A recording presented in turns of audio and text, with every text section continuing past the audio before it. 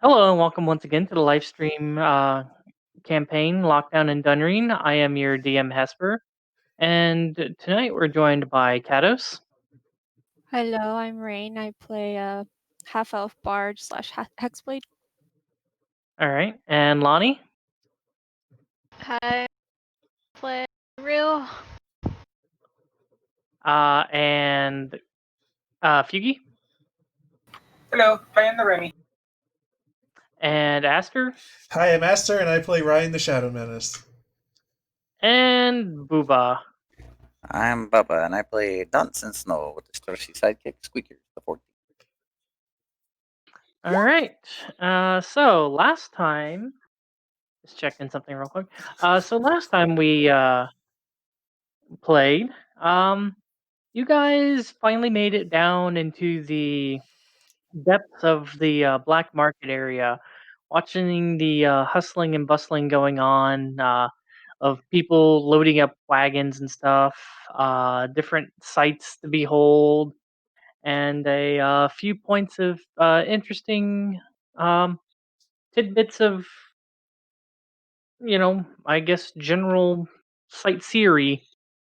As you guys made your way down, trying to figure out what you guys were wanting to do, Dunsen decided to see if he could possibly spot any cap runners, which he managed to do, finding two of them going by the names of Brim and Hootum.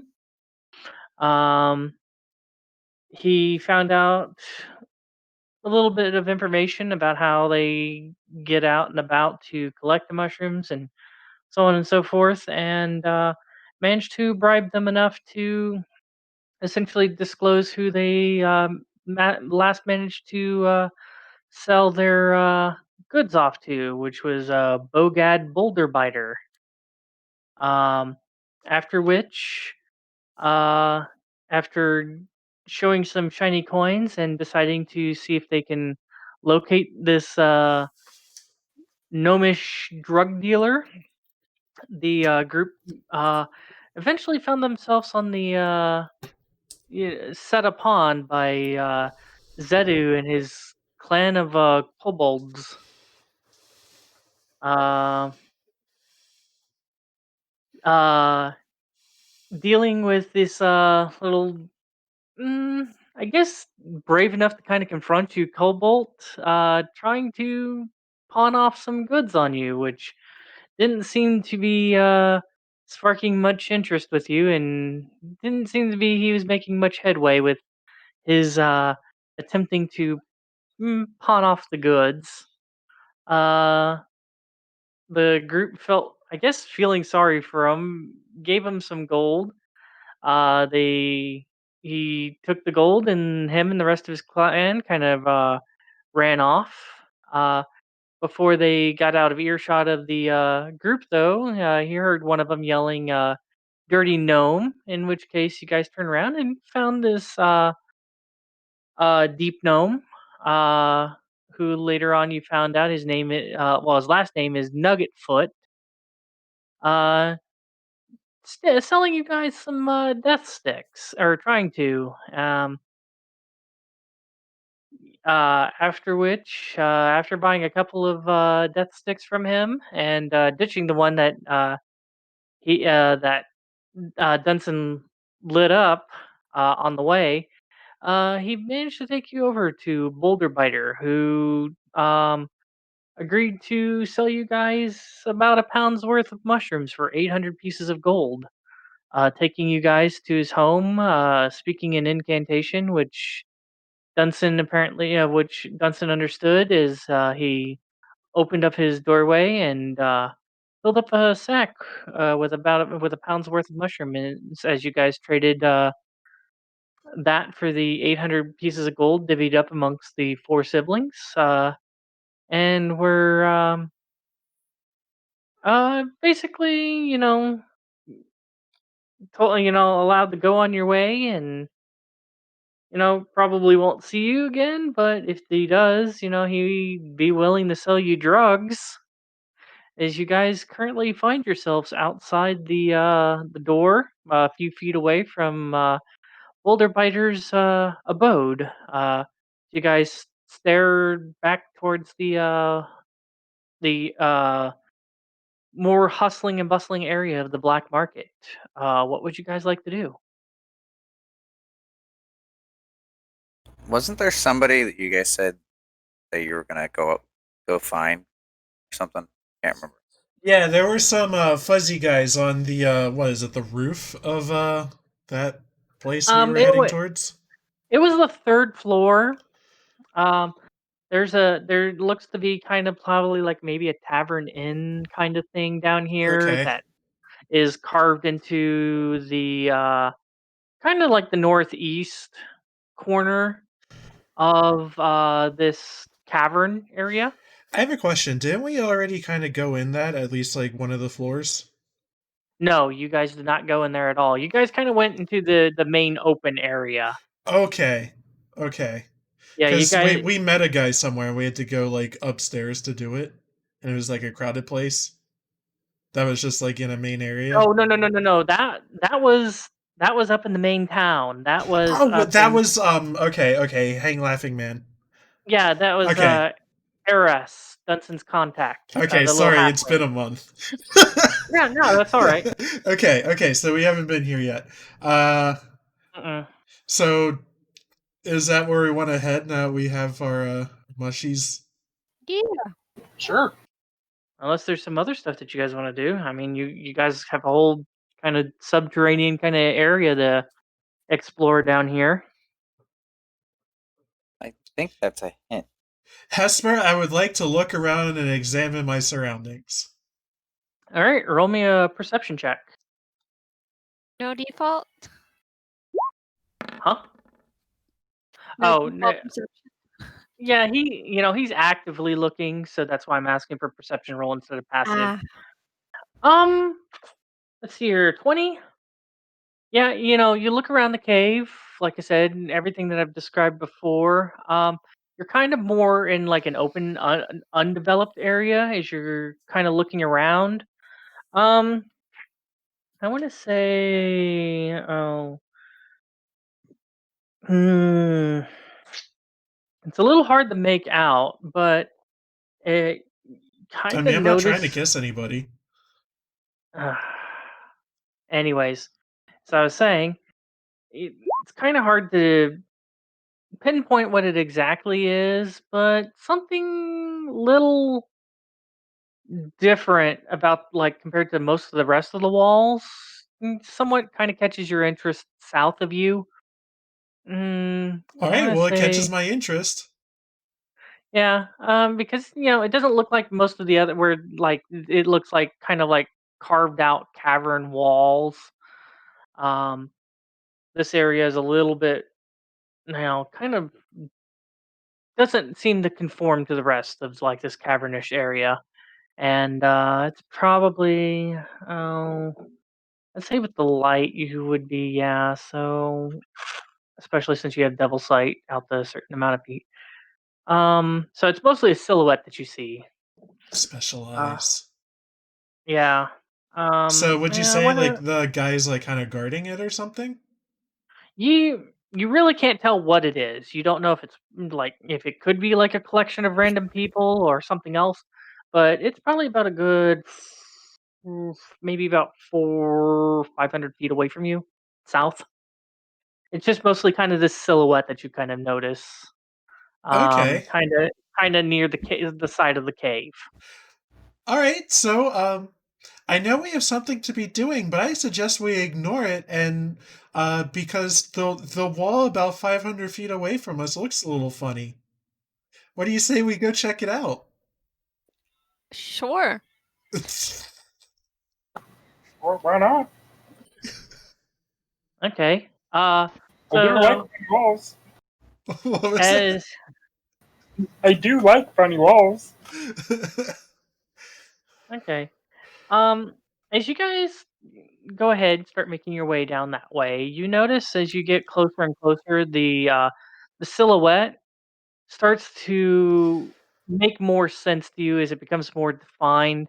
As you get closer, within like 100 feet or so, you start noticing that the silhouette it starts turning into what looks like small kind of like boulders and stones that look like they could have like from a collapse of some kind. You're not entirely sure, but yeah,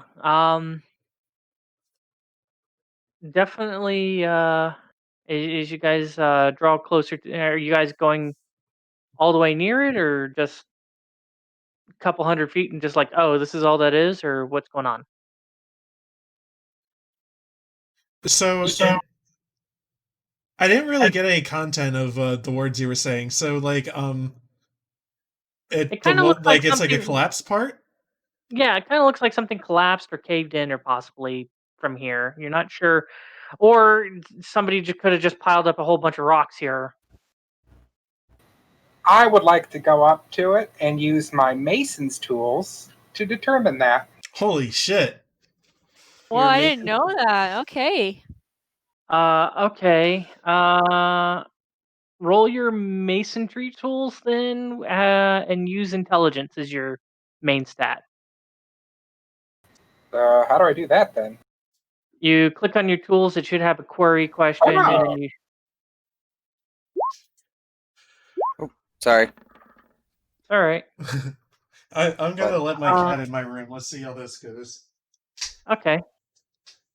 17. Okay. So as you get up and you kind of start moving some of the rocks around a slight bit, and feel in the rocks, you do feel kind of a cool breeze coming from this area. What you're assuming is that this probably is a collapse of some kind, and whatever's on the other side is still open. How far the collapse goes and such, you're not sure.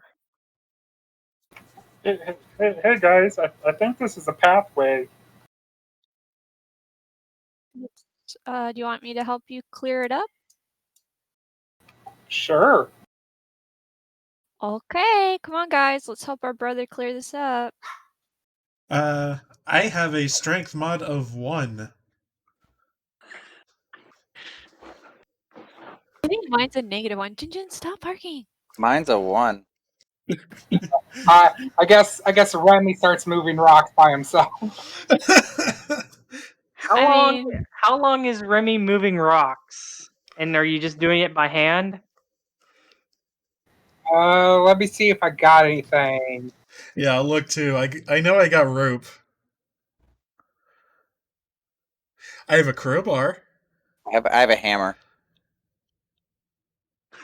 I have acid. Yeah, that'll work. We have acid. Can I use goading attack to goad these rocks into moving? No.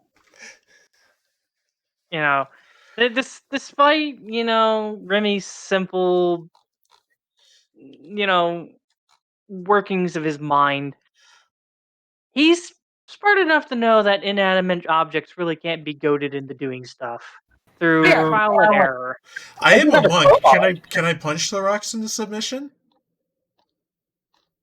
Okay. Don't they collapse if you do that? If you're not careful? Yeah, I'll carefully punch the rocks. Okay, if you're going, so you're going to carefully punch the rocks. Okay. I want you to roll a disadvantage strength check then, or yeah, disadvantage and use strength instead of dexterity. Huh? Okay. So disadvantage strength. And then we'll just add your proficiency modifier to it. Okay, and your proficiency modifier I think is +4. So yeah, you go and you swing into the rocks and you smack.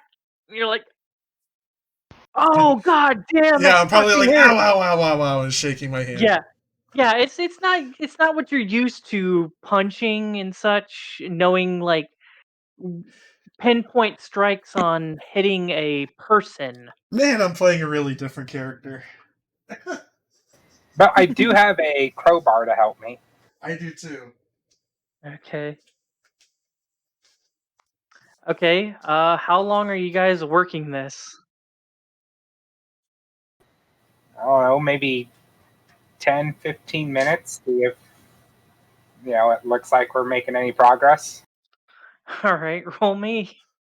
Well, you're using it. If you're, yeah, I guess a crowbar. Yeah. If we both got our crowbars out, I'll just give my roll to him so he can roll twice. Well, crowbar generally with stuff Oh. that. How big is the opening? You said you could feel air. Is there like an opening to the other side? He can feel air, but like I said, he's not sure how far back Could it a is to the other. mouse go through it? Uh, Because I might. I mean, if there's enough thing in there, can I see how far Dunsen or if squeakers Roll- can crawl and check? roll me a d20.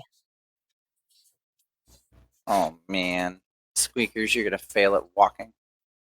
Let me see.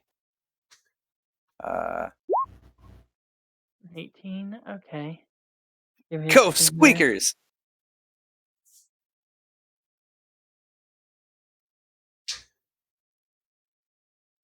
We'll go ahead and use the stat block of a rat since there really isn't a mouse. Oh, I thought they would have had a plus positive in the dexterity, but they don't. Okay. There's rats in there. It's gonna eat my mouse. No, I'm saying I'm using the rat stat for your mouse I was like, because D&D doesn't have mice and rats. So, okay. So you convey your idea to the squeaker. He goes through and starts.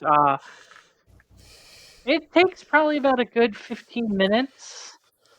Before he seems to come back, covered in fur ruffled, covered in rock debris and such. Kind of conveying the idea that he got so far. I mean, his mouse brain isn't able to tell you about how far he made it because he doesn't have a concept of distance. Uh, but probably 7 minutes worth of mouse travel time, squeezing through small crevices and such. Uh, he got to a point where he couldn't fit, and he had to turn back around. Okay. Well, I'm gonna take it. I'm gonna let him know that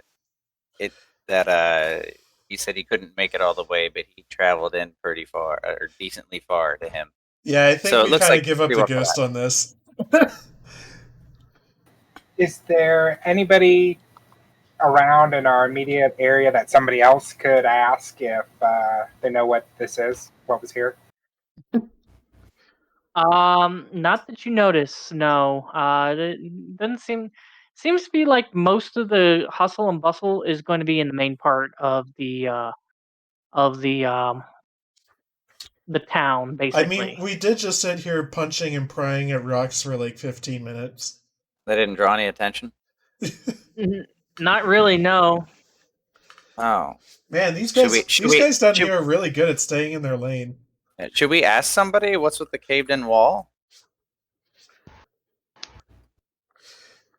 You guys want to do that? Find somebody and try to. I don't have very What good about the persuasion, so kobold? don't. Yeah, What we about should the ask the little- kobold guy. Yeah. Oh, my buddy, no damage. Let's go get him. Yeah. So you're gonna hunt down Zedu? Yeah, see if we can get some help. Okay. All right then. I guess. When we go up and talk to him, I'm going to be fingering the no damage ring. I'm going to be messing with it, laughing. No damage, no damage. Yeah, did he actually tell us his name? I think we should all just call him No Damage. Yeah, he didn't. Yeah, he didn't tell us his name. I think he did say Zedu at one point. Oh, I don't remember that. Anyways, I like no damage. yeah. Anyways, yeah, all right. So, I need somebody to roll me a, this is just kind of the you know what? Yeah, oh, I don't know if I should have you guys using perception just to kind of okay, it depends on how if you guys are wanting to track him down, I need survival. If you guys are just kind of wanting to kind of like look around and see if you guys spot him running around, I need perception. So I need to know which of the two options you guys are wanting to do. Does anybody have a very high survival? I have a have, 5 in survival. I have a 7. Oh, Okay, alright. I have a 7 in perception. I don't know. Dunsen, do your survival then. Yeah, survival sounds more specific. Uh-oh. Well, I'm hoping Um, it's not difficult because he has 30 people with him. So I'm hoping. But they're small. Yeah. Yeah, I'm they're still small, and you kind of figure, kobolds, after getting a haul, usually go to their nest. So until they probably set up the 35 gold coins, they're probably hanging out in their nest. So, um, it seems like something that should be really easy to you, but it's like, I guess with the hustle and bustle of people moving around and stuff like that, it's hard to track down these footprints of these little, you know, lizard dragonoid like humanoids that are running around. But eventually, it probably takes you about a good 30 minutes to try to hunt them down, but you do uh yeah, out of the corner of your eye, you notice the little kind of, proud, in his recent conquerings, I guess, of getting 35 gold pieces. You do notice the kobold leader Zedu kind of probably about a good 100 feet away from you, 200 give or take, somewhere in that range. I would like to approach him. Okay. Not stealthily or anything like that? What, I'm going to sneak up on my good friend No Damage? I didn't know. I'm just making sure. Sneak up with them with a 2x4 in your hand. Do it. Oh. Just sorry. Okay. So my last thing I did with this guy is I gave him money to feed his family. all right. So eventually you notice he does notice you as you're not sneaking up, and kind of looks her, kind of like tilting head side to side, and kind of a screech with some chittering. Again, unless, what languages do you guys speak? I speak deep speech. No. I have halfling, goblin, gnomish, dwarven. No. Dwarven, goblin, gnomish, elvish. No. Common, Elvish, and Draconic. Oh shit. Okay, so actually, Raine, you were like able to understand him last time. He speaks Draconic. Yeah, okay. I do So, have this, but I can't use it. oh, comprehend languages? Yeah. But anyway, so the chittering that everybody else hears is like as he kind of looks around and he hears the chittering, he's like, scary woodman. What'd he say? Scary woodman. As he kind of seems to be pairing off at Dunsen. Oh. The guy sitting there swinging a fucking 2x4 as a baseball bat. I'm gonna go down and tell Dunsen, like, in a low voice, he's calling you a scary woodman. I just later. Oh, really? I have the ring, and I'm like, hey, no damage. Why don't you two have a chat? Since you understand him. He kind of hisses, and again in his draconic language, he's like, no, where'd he get it? Oh, why? Oh, he didn't realize that. Yeah. that He didn't left realize the ring. that he left the ring, yeah. So he's not quite happy about that, but at the same time, he's not willing to approach the scary woodman who apparently got a baseball bat essentially and threatened him last time. I'm gonna That- like kind Huh? of slowly walk to him and calmly say, "It's okay. We were gonna bring it back to you, but we also need your help." Are you actually bringing the ring back to him, or is this a I'm sure just Dunsen, pacifying him.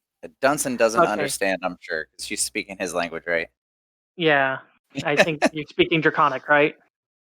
Yes. Yeah, and as opposed to kind of like the little chittery, squeaky kind of Draconic that they're speaking, hers is a little bit more elegant and refined. Obviously, um, Ooh. possibly a little bit deeper than their chittery kind of high pitched knacks and stuff like that. I have to imagine if it's like your second or third language, what you know of it's probably like really overly formal because that's what they teach you. Right, like a textbook. I'm like Yeah. speaking like a textbook. Yeah. Uh, anyways, all right. So since it's not actually planning on returning the ring, I need a just a flat deception roll.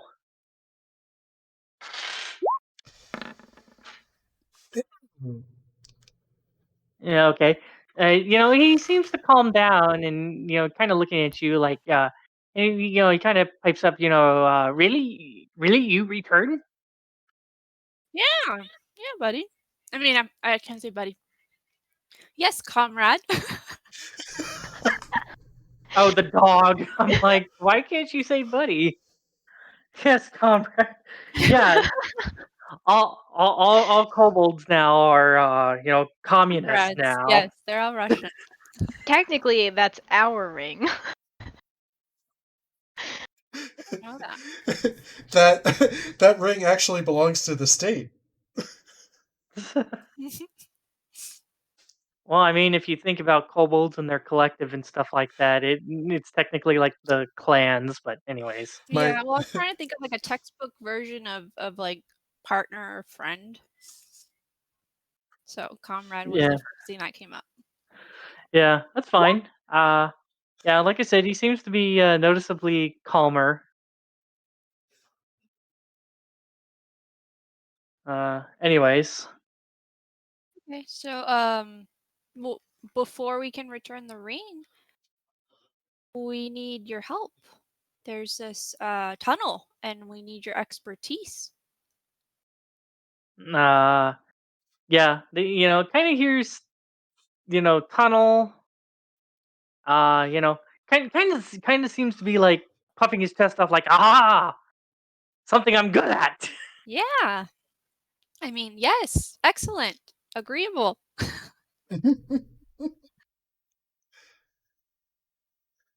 Come this way, comrade. All right. He's like, kind of looks over at the other ones. They're kind of like looking around and stuff like that.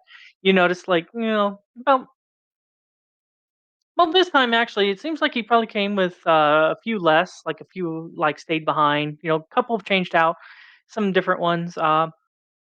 There's like an interesting one. As you kind of, he kind of was like late to joining the rest of the group. Kind of clattering around and stuff like that. And you notice like on his, on its, you don't know if it's a him or her.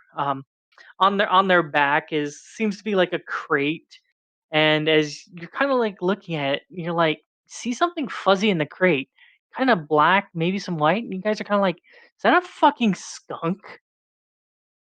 Oh, what's in that crate? Please don't. Please no. So you're asking the leader what's in that guy's crate? Yeah. Yeah. He obviously in Draconic, since you guys have been communicating in Draconic, he goes, uh, uh, stinky special weapon. I see. Very potent. Yeah. Kind of get a better look at him. He has like a staff, and it looks like he has like something tied to the top, and you kind of notice this like appendage flinging around on the top of the stick. It's very fucking weird. Are we talking about arm, leg? Kind of insectoid, very small, kind of flailing appendage on the top of this stick. So, like a phalange. Kind of, unfortunately, he's kind of far enough away to where you can't get a great look at it. You just see occasionally like this twitching on top of the stick. Thanks, I hate it. It's probably, it's probably about finger length. Oh my goodness. Insect. So I'm just imagining this like little twitching insect leg on top of it's on top of the skunk? No, on his Well, staff. yeah, Oh, gotcha. So there's a in one staff. hand he has the staff, and in the other hand he's carrying a crate with a skunk inside. Well, there's like a rope that he's holding onto the, and kind of like a backpack, and Carrying it that like a backpack purse. is Oh my yeah. god! It's his purse dog! It's just a skunk instead of a dog. Okay, What if he's just got it in like a trench coat? Remy is going to make sure not to stand next to Dunsen.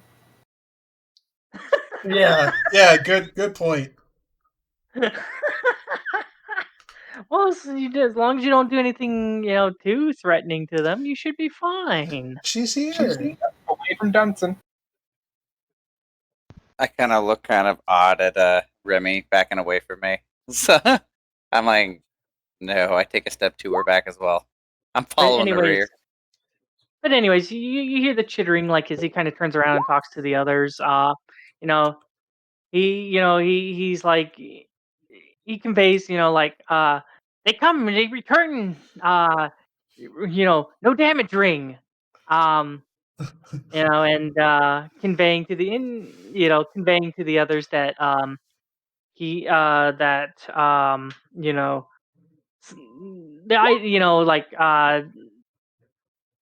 like, not quite sure where. He's like, yeah, nowhere but tunnel, and the others are kind of like, kind of like pique their interest, because again, this is like something that they're like, oh, hey, we're good at this.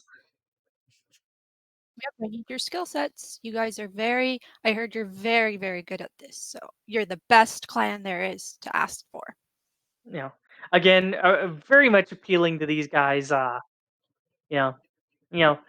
Seems to be glowing with pride at this point. This clan leader. All Yeah, right, there's just- so we lead him over to that tunnel. okay.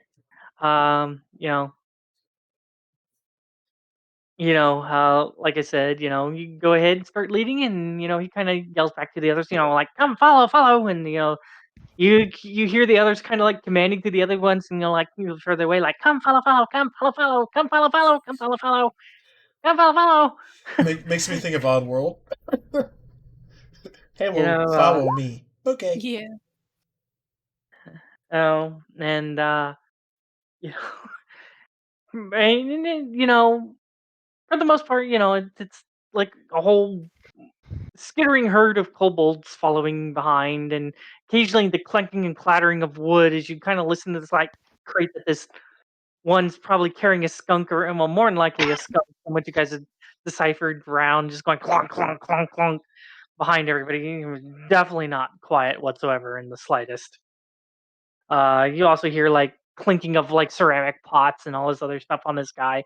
I mean, he's just basically a pack mule of random assortment of stuff. As you guys lead them to this, what you guys are assuming is a tunnel of some sort. Yep. Okay. Yes. Yes. And then once we get there, I'm gonna kind of signal to them and be like, what do you think? Would you be able to clear this out? I mean, of course, with your skill sets, you have great skills. I think you should be able to clear it out. All right, I'll keep that in mind. Just say something physically, Feugy, when it gets closer, or when it is time. Okay. All right, so, they look at you and such, and look back at the leader and stuff, and the leader seems to be kind of looking at the thing and like that, and he's like, yes, yeah, can do, yes. Shiny though, shiny. And then after he says shiny, all the other ones like pipe up, following him. Go like you're just like shiny, shiny. Just fucking 30 plus other kobolds. You know, saying shiny. And he's like, yes, shiny trinket. Okay. How about Do they want the ring? Well, they're expecting the ring to just be given back to them.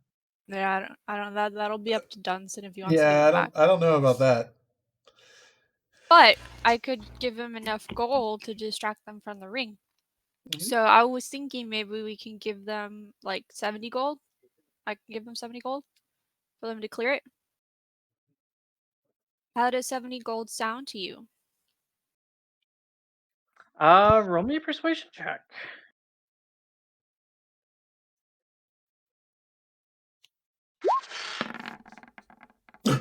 Ugh. Ooh. Yeah, kind of seem to be looking at each other. You know, seems to be looking at it and stuff like that. You know, kind of assessing and kind of turns to shakes his head and he's just like, he's like, no, more shiny trinkets, more. How about 100? He seems to be trying to fish more out if he can. Still demanding more at this point. 130.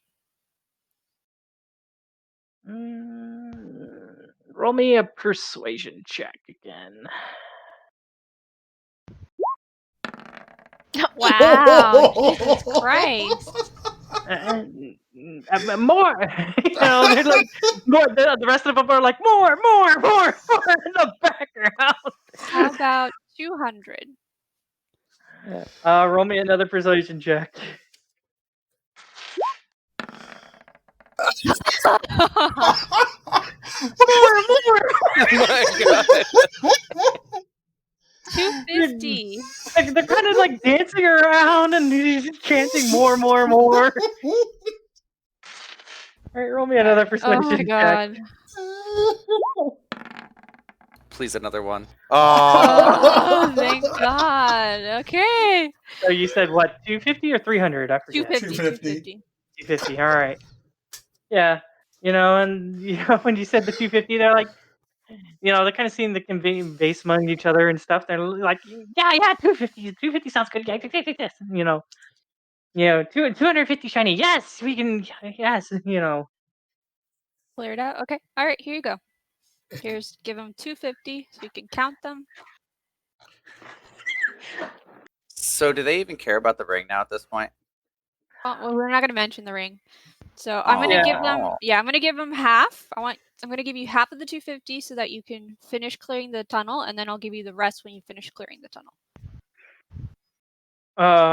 Roll me a persuasion check. Yes, you're good at these. Hey! There we go. So close to the one. I was gonna laugh. No. Yeah. Be like, no, we can make all now. They're not super thrilled about it, but they do buckle to allowing you to pay half now and half when they get done. Okay. You know, then he kind of looks at you and he goes, you know, kind of judging this and stuff like that. He looks at you and he goes, long time, How long? long time.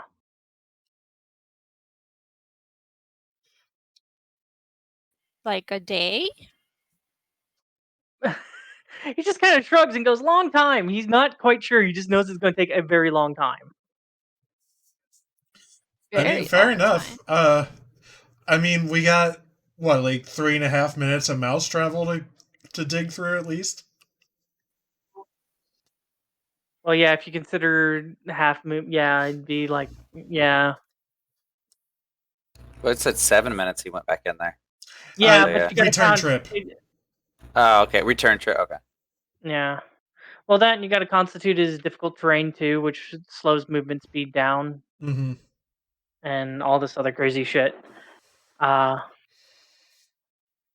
anywho, yeah. I'm assuming they have a philosophical distaste of using dynamite down here. Judging by from what you've told about how the structures are held in the place with Yeah. just like kind of ramshackled stuff, and yeah, as soon as the deal's kind of been done, and I think Raine, you're paying him half now, so that'd be 125. Yes. Yeah. Are you handing this over like in a sack or something like that? He kind of opens up the sack, looks in the sack, crams his head in the sack for a little bit, and just seems to be scouring his face around in the sack, and just kind of pulls it up. He's like And, Scrooge McDuck in there a little bit. Yeah, a little bit. You're not even quite entirely sure if he knows how to count that high. You're just kind of guessing that he's probably just guesstimating. That's probably about as much as that was promised. Or this is just some weird way of kobolds being able to count money by scrounging their face in it. You're not entirely sure. I was gonna say we can probably short him on the end of the pay. Possibly. I did want to see, like, is there any way we can speed it up, though? I mean, I'm gonna turn to him and be like, I thought you guys were the best clan ever in digging up tunnels.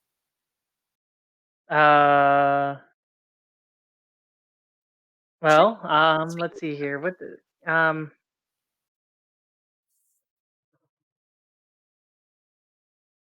He basically kind of like looks at the rest of the clan and stuff like that, and like back to you, and yeah, he goes, uh,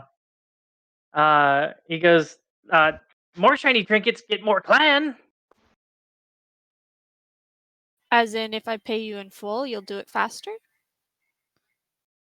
Yeah, I guess he'll go ahead and do that. By faster, you mean he'll go get more kobolds? Then yeah, That they can go by faster? probably, maybe you'll just have to see what happens. Okay. All right. I'm gonna. Ryan? Do you want us to short them? I was leaving that up to you.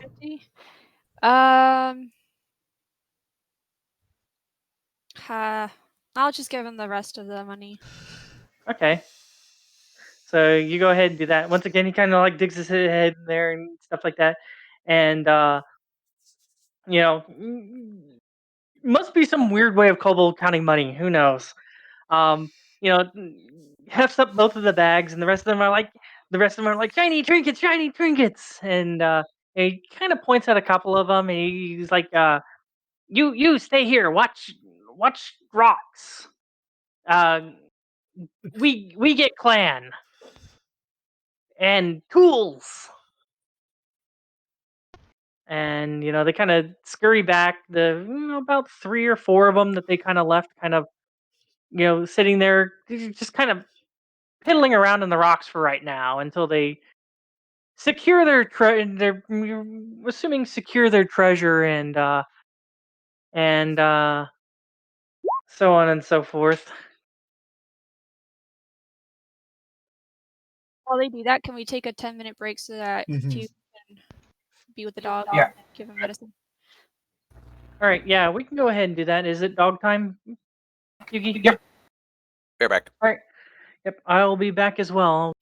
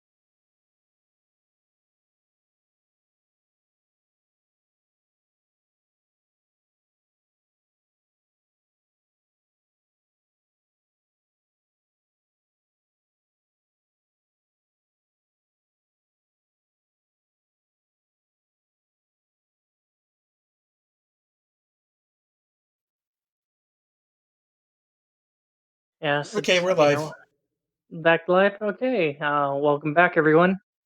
All right. So, you guys now have these, like, there's these four kobolds, like I was saying, kind of piddling around in the rocks. The rest of them have gone to take their loot to, stash away for now, and, should be back later to, clear up this, massive rocks. So, what would you guys like to do then? I guess we investigate our other lead, which is those guys we saw in the place. Hey, Okay. question while we're doing this. To do like a check on a ring, like, is that a magic spell for somebody to like identify it or something? The cast identify spell, yes, that's actually a magic spell. Because I know like it's not like a casting thing, so I didn't know like since it's not a spell slot if it was a magic thing. Feugy and I were talking about that, so Yeah, it's a spell, even though that you can technically cast it as a ritual, okay. which Well, is Yeah, which is last time we basically a determined that my shadow step, which like isn't a cantrip or anything, it's just a thing I can do, is okay, magic. okay, okay. or at least nullified by this, Yeah, yeah, considering it magical enough. yeah. Magic flavor, So not magic mechanics. yeah, identify is actually magic mechanics. So even when it's cast as a ritual. Okay. All right. So, anyways, all right. So you guys are wanting to head over to. You're guessing like it's an inn or a tavern or something like that. Yeah, or we can look around for more holes to dig in this Undercity. It's totally up to you guys what you guys want to do. Before we go to the tavern, let's just have one look over around the walls nearby just to make sure that there's no other possible areas on the walls. Okay. All right. So you guys are just taking. You guys aren't being thorough about this. You guys are just, as you're walking, just taking a look. Yeah. All right. Whoever's doing this, one or two of you guys, Well, go I ahead think and roll Raine me just nominated herself. a Yeah. perception check. I guess I I thought you were nominated kidding. myself. Was it? 19. As you guys are traveling along, following the western side of this cavern all the way up to the north, and kind of following the north side of the cavern and such. Nothing that sticks out of too much out of the ordinary. Occasionally, there's some other kind of like dug into like the cavern walls, kind of like shapes of doors that you're assuming others sort of like boulder biter might have carved in. Sort of like how boulder biter kind of lives like in the cavern walls, kind of the same kind of possible housing situation. But outside of that, yeah. Um, Nothing really other than that standing out to you guys. As you eventually make your way over in front of the this yeah, and in front of this, which you're assuming seems to be the outside of a tavern. Um, Hanging from it, a sign, reading. Let's see here, yeah. Um,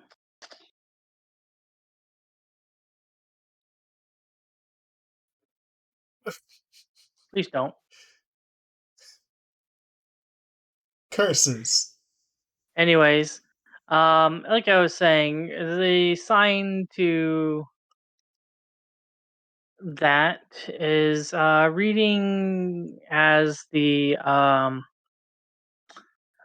stonecutter.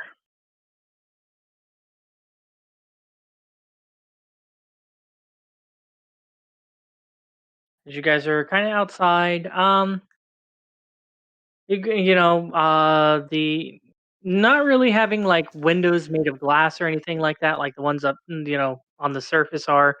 These are just mostly like kind of like just carved holes to make it look like windows, and a carved area kind of in the middle with which looks like a door.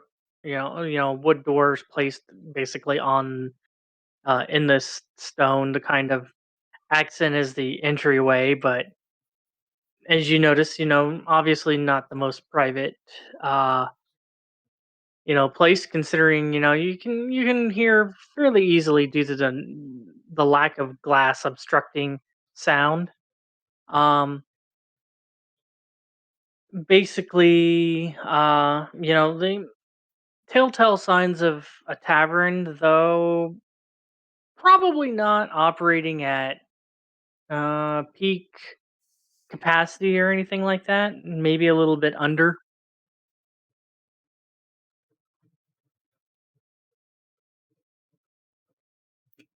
Okay.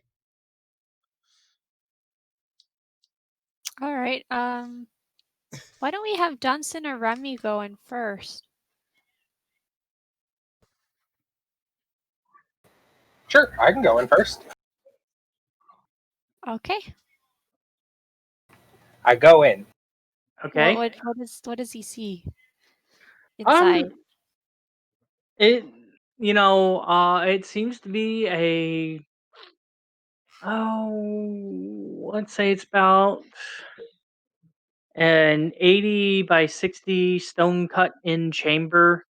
Uh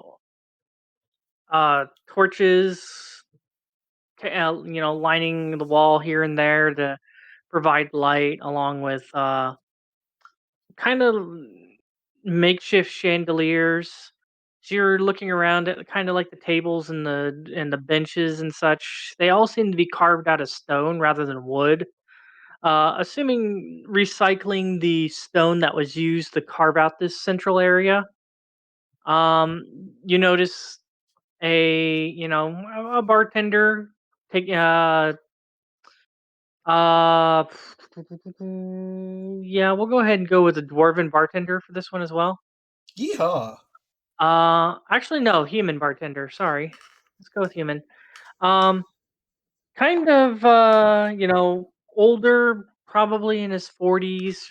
Really roughed up skin, a couple of visible scars. Um, like there's like scar going like across his head, and the hair hasn't grown back in where that scar was. Um, like I said, very rough and tumble folk in here.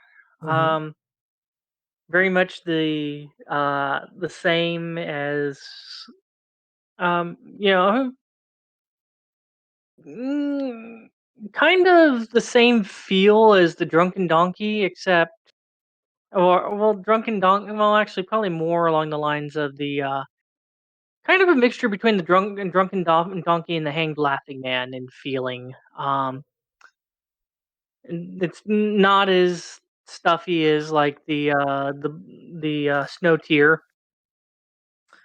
Um, like I said, you walk in, the few people that are closest kind of take a look at you, eye you. Don't seem to go back, seem to kind of continue about their business, but kind of keep an eye on you. Not quite sure what to make of you. Um, Not seeming quite of their ilk, but also at the same time not some super fancy pants noble or anything like that. That seems really out of place in this place. Yeah, that would be Uh, me. like I said, a lot of people are um there seems to be kind of a there is a bard playing here. Seems to be playing a let's go ahead and go with a lute. Um, but kind yeah, we'll go with another human. Kind of really string beanie and really thin. Kind of terrified by this crowd of folk. Don't know what they're going. Don't know what they might do. Just kind of playing music just to kind of hopefully keep the whatever tensions might escalate kind of down, but at the same time, you know, doesn't look like too many happy folk in here. Let's put it that way. Um, uh, on the far northeastern end of the bar, you notice some stairs that lead upstairs, and you notice that at the foot of the stairs is a very burly uh kind of seems a little bit out of place, but very burly, very bulky, like Goliath. He seems to be sitting in a chair, kind of leaning back a little bit in front of the stairs. Seems to be there for one reason or another. You're assuming probably to keep people who are not supposed to be going upstairs from going up the stairs. And yeah, that's what you see from your cursory glance inside. Well, didn't want to go upstairs before, but now I do. I know. If it is a Goliath garden, it has to be something there. Right?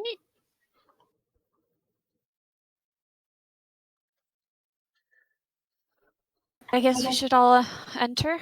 I kind of Yeah, I poke my head back out and just let them know that it looks like a normal bar.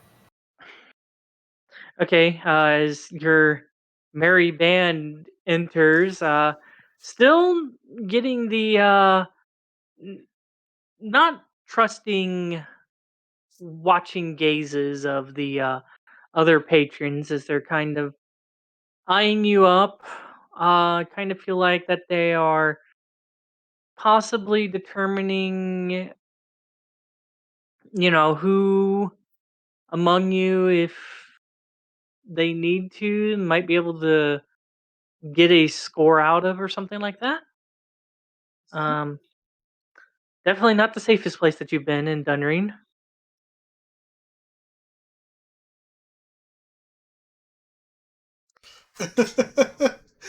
like to steal. Yeah, the steel. Oh, sure, there's one or two. You've been playing too much Divinity Sin. Well, I'm gonna go up to the barkeep and I'm taking a quick relook at your drinking rules before I order myself a drink or not. Okay.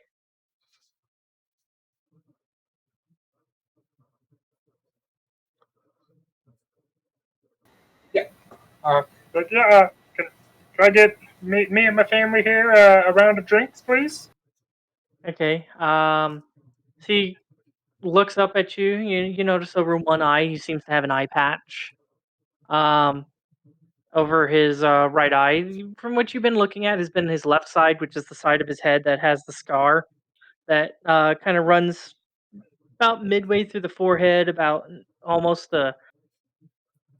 about 3/4 of the way almost to the back of his head. Just kind of this giant kind of crescent moon scar as he kind of like others, like I said, visible scars. That's the most like distinguishing one that he has and such. As he turns towards you and goes, "Okay, what are you drinking?" What do you recommend? Depends on how much you're willing to spend and how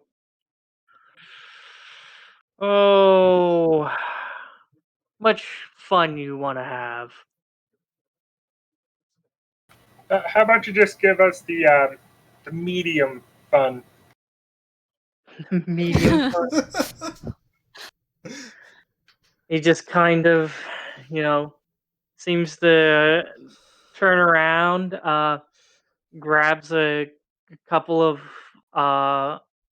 flagons and fills them up and sets them in front of you. 5 of them, so that would be yeah, 2 silver and 5 copper is what he ends up telling you is the price. So he sets down these flagon in front of you. They are not the cleanest things you've ever seen. I'll throw down 5 copper for my thing. I just want to get rid of it. Okay. And how many silver did you say? 2. Oh, that is perfect.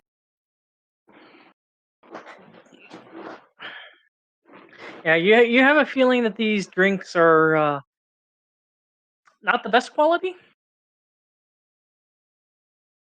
Well, I pass the drinks around, but I take a decent swigs out of Roux before giving it to her.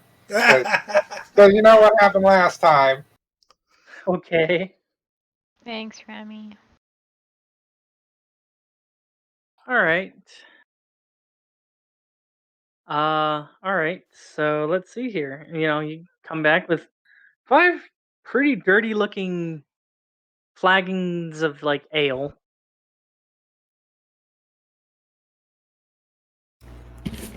Dunsen is going to politely decline the one that's brought to him by Remy simply because he remembers the last time when he saw them all drinking together and what ensued. Okay.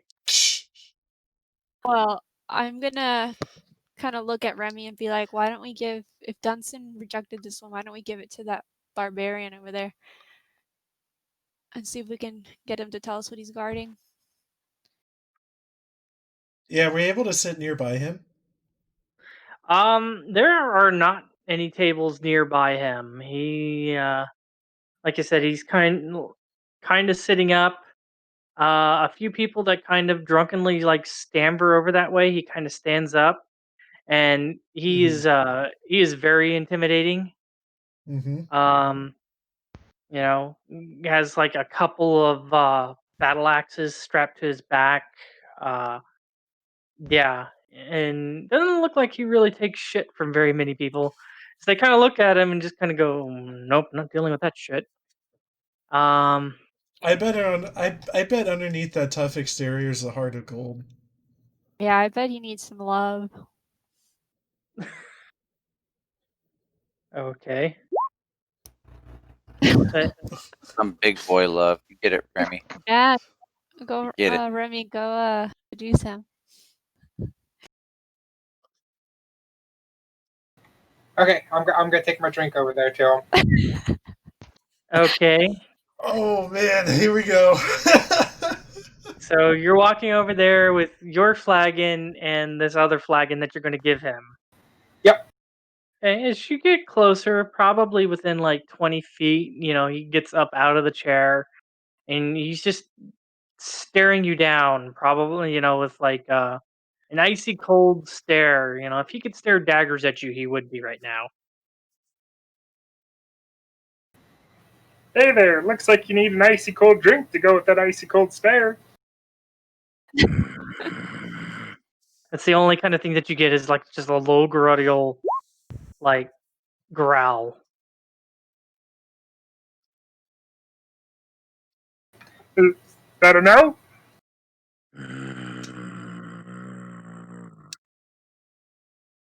You have a feeling he's not too happy with your small chat. I'm gonna place the drink in front of him on the ground. Okay.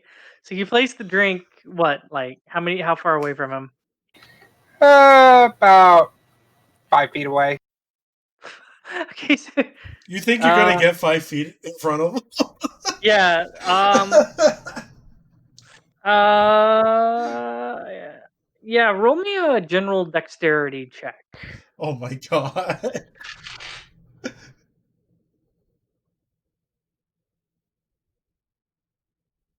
Just click the dexterity button. Yeah.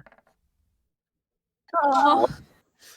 Yeah, you get close, you get within 5 feet, and you start moving down to kind of like place the drink down. You're like, hey, I'm gonna be friendly about this. He gets his hand out, and quicker than you can realize, he gets his hand and smacks the ale right into your face, and just splashed completely like in your face. This like flagons worth of dirty ale, Oh. and just a low guttural growl at you as you kind of stand there like, what just happened? Well, sir, that was just rude. So Dunsen wants to ask. He kind of cocks his head, holds up the ring. Hey, Remy, no damage.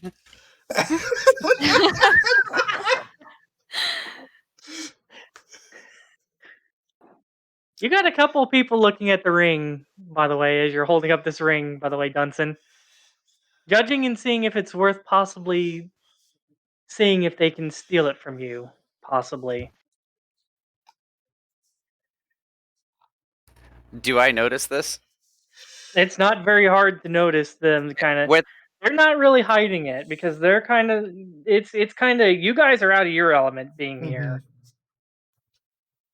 Even though we're like Well, sons.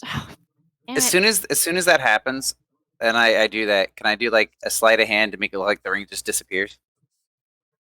Yeah, go ahead and roll me a sleight of hand. Ooh. So like they kind of question if they saw it or not. That. Yeah. You're pretty confident. You know, some of them like, hmm, like look really confused at you. You do the whole remove half your thumb trick, but with your Yeah. ring finger. Pretty much. And then a deck of cards come out of your hands instead of the ring. Yeah, you know, they're kind of like, you know, they saw it, but they don't know where you managed to shift it off to, and probably consider this more of a, it's probably not worth it kind of situation now. You know, he's not being overly dumb with it.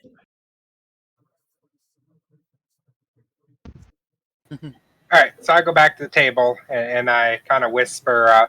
So I'm pretty sure I could distract him long enough for somebody to sneak up there if we wanted to.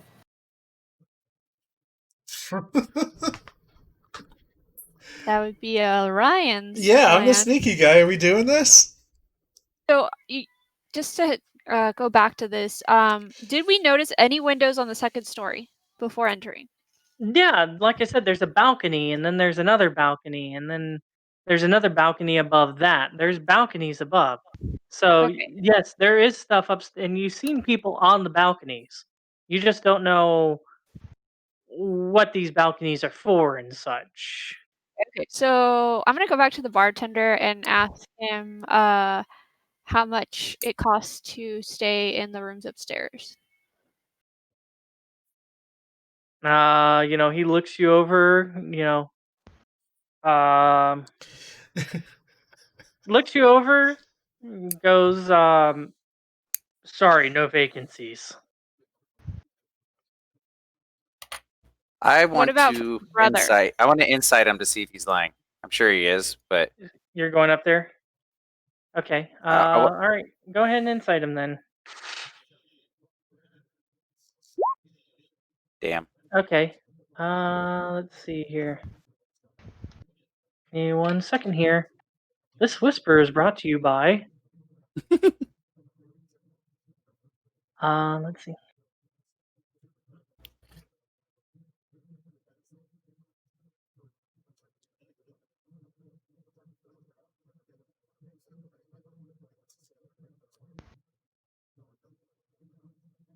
The people that we saw on the balcony, were they like men and women paired together, or just like a man? There were a bunch of different folks up there on the balcony.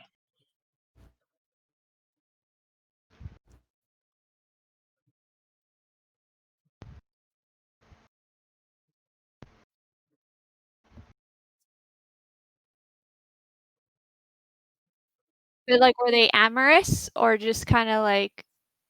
Some are Guarded. rowdier than others. Oh, you mean like Are they fucking? Or making out or something like that? Kind of a mix, kind of a little bit of this, a little bit of that. Some are rowdier than others. Some, yeah, it just really just depended on who you were looking at. Obviously, the higher up at the balconies that you got, when you got closer to this place, the harder it is to see who's going on and what. You're guessing the balconies are about, to an average human, about sternum height, and they're made of stone. This is like standing up, by the way. So probably about a good 3.5, 4 feet tall on this kind of like stone-ish balcony railing, whatever you want to call it.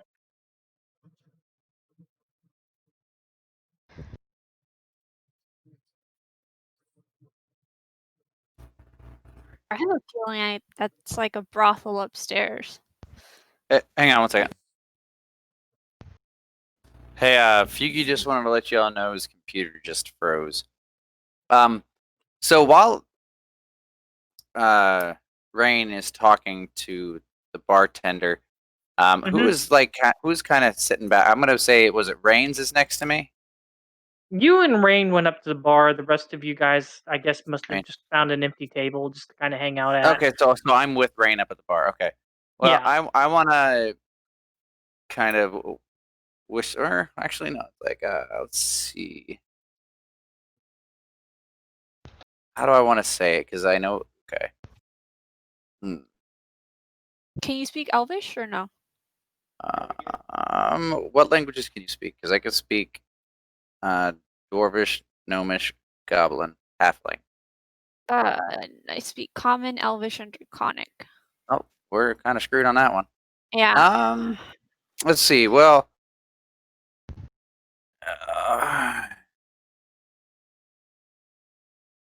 Didn't we I'm agree that gonna be pretty blunt because that's what my character is. When he says there's no vacancies and he's looking at us quite like that, I'm just gonna look at him as like, Barkeep, you are really, really sad at lying. So you're like, I'm pretty much just call him out on the fact that he is clearly, lying, and I want to know why. Is there any way? Is this an issue of coin, or what? So you're basically saying, I know you're lying. Why are you lying? I'm gonna say it's like, that is clear. Like I can tell. Yeah, I'm pretty much saying it's like, you're. I can see through your lie. Pretty much, I know you're lying 100%. Is this an issue of coin, or why are you denying us a room? Okay. He looks over at you. Obviously with his only good eye, looks over at you and basically says, "Good for you." This is basically about it. It's just like, "Good for you," and then just kind of ignores the rest of that. Like, kind of, you're just kind of like not really worth his. Well, yeah, kind of not really like worth his time explaining why he told you no vacancies. That's fine. I know why. Like, I have a feeling I know why. But I'm gonna push 5 gold coins towards him and ask him if he has seen, what are those cat races called again? Tabaxi.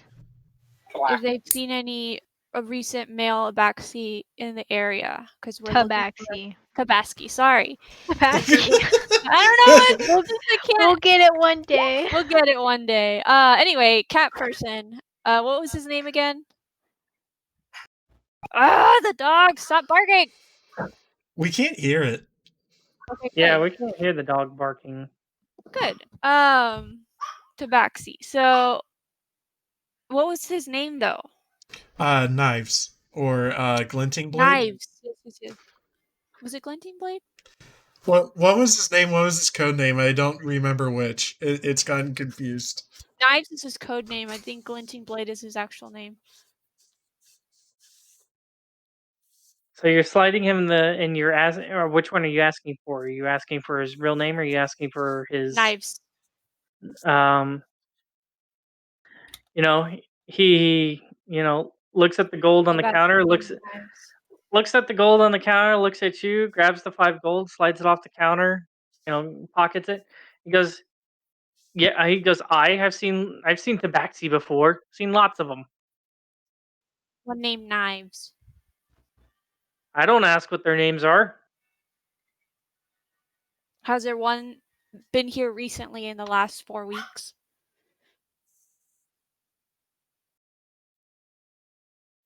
I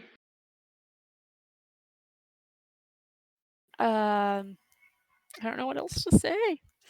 Yeah, we don't really know what he looks like or like a description or anything like that. Would we have known this guy personally? No. If anything, it would have just been correspondence to your dad, Okay. like in letters and stuff. Your Our dad, dad, like, your dad probably would have met him and stuff like that, but I don't feel. I feel like to kind of test you guys a little bit too. Make sure that you're worth your salt. He didn't really tell you a description of them. Mm-hmm. right. And what was the what were the resources that they were trading again? Various objects. You're assuming part of it might have been smuggling this stardust powder, possibly smuggling other goods that produced here, you know,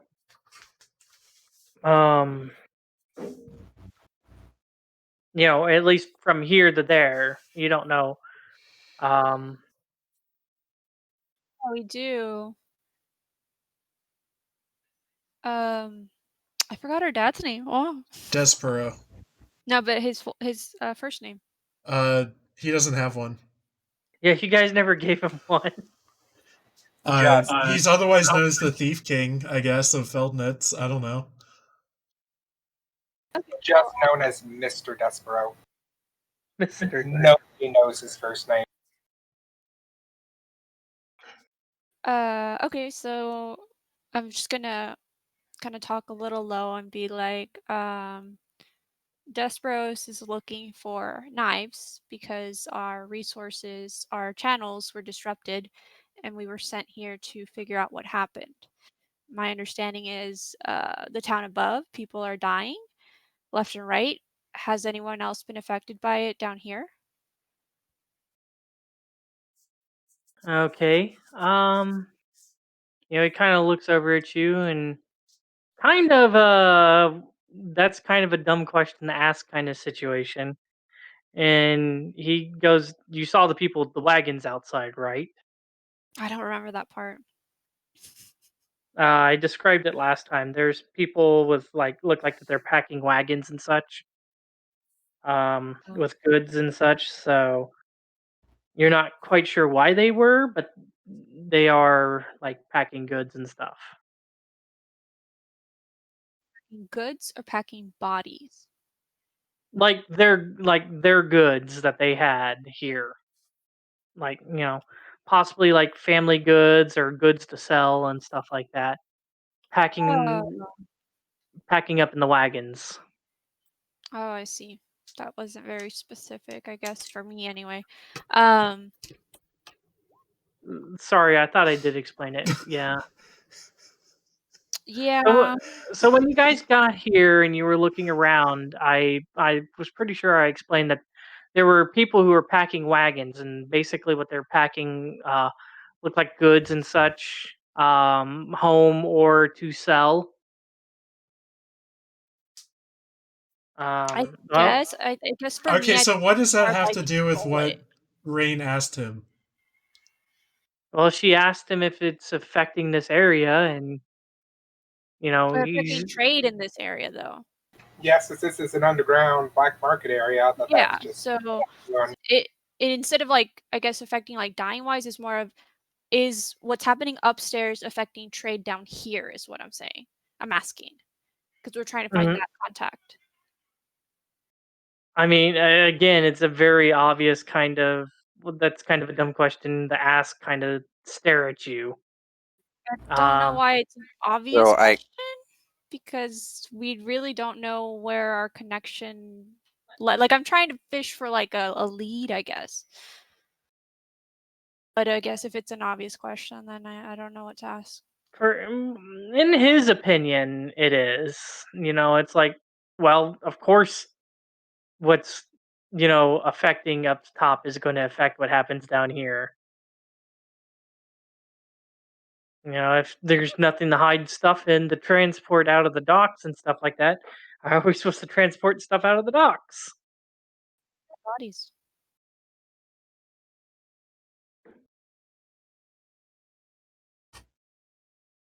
But yeah, basically what you get is, yes, this is affecting any business that they're doing down here as well. But no such thing about knives. As he told you, he doesn't, not really prying in the names or anything like that. Um, Dropping Despero on him really didn't get much of a attention out of him either. Like no kind of reaction or anything like that out of that.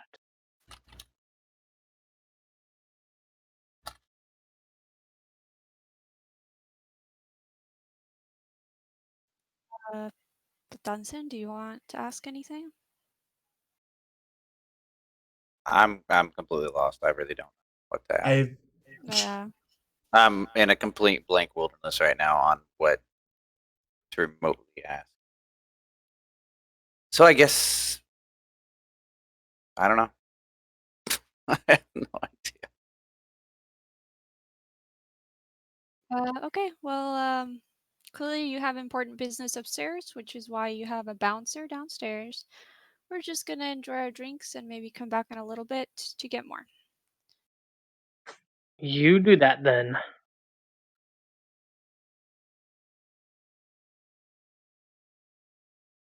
All right. So I guess as you guys make your way back over to the table, what are you doing? Well, I don't know, Ryan. How do you feel like you're gonna go up the balcony and sneak in? Uh, well, I can't really move around like I should be able to because of the collar or yeah.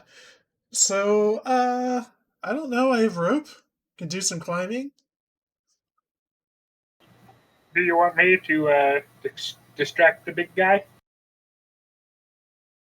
Uh Really, the only way that rope would help you is if you threw the rope and someone out. upstairs caught it.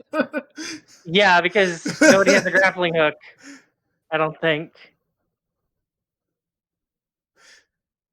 Still hate you for that. I'm sorry. Go find a place that sells grappling hooks.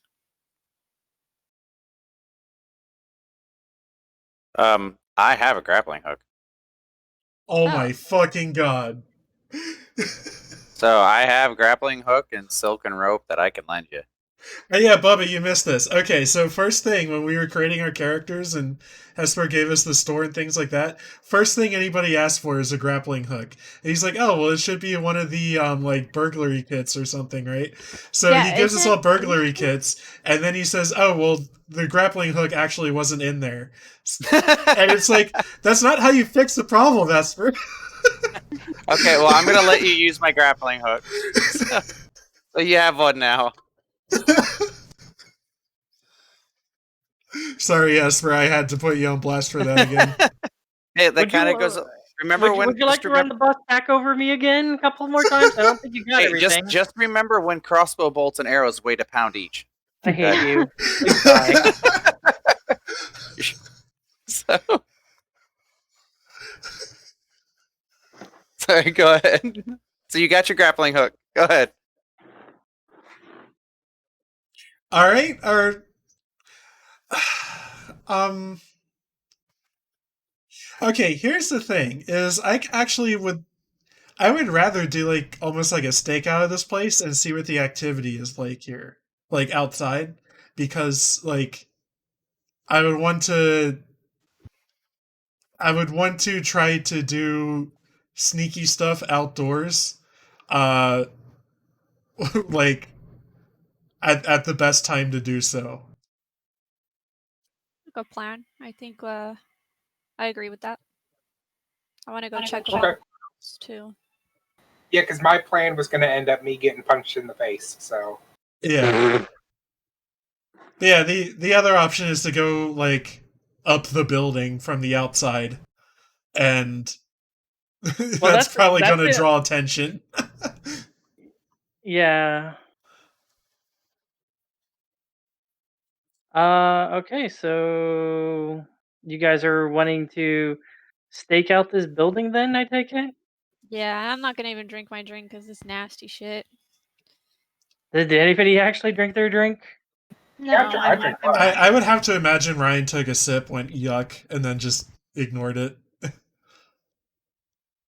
Okay, I heard Lani say no. What about Remy? Yeah, I drank mine. Okay. All right. Roll me a Constitution at advantage for the drinking, Feugy. Yeah, you're fine on that part. Um, just roll me just a normal Constitution now.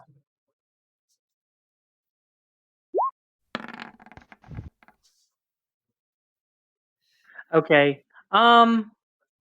Not drunk, but not the cleanest glasses that you've ever drank from before, and you kind of feel not the best.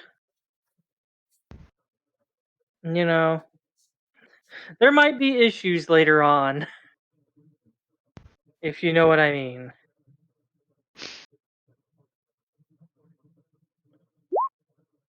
what does that even mean? I have to poop at some point. Oh, Or worse.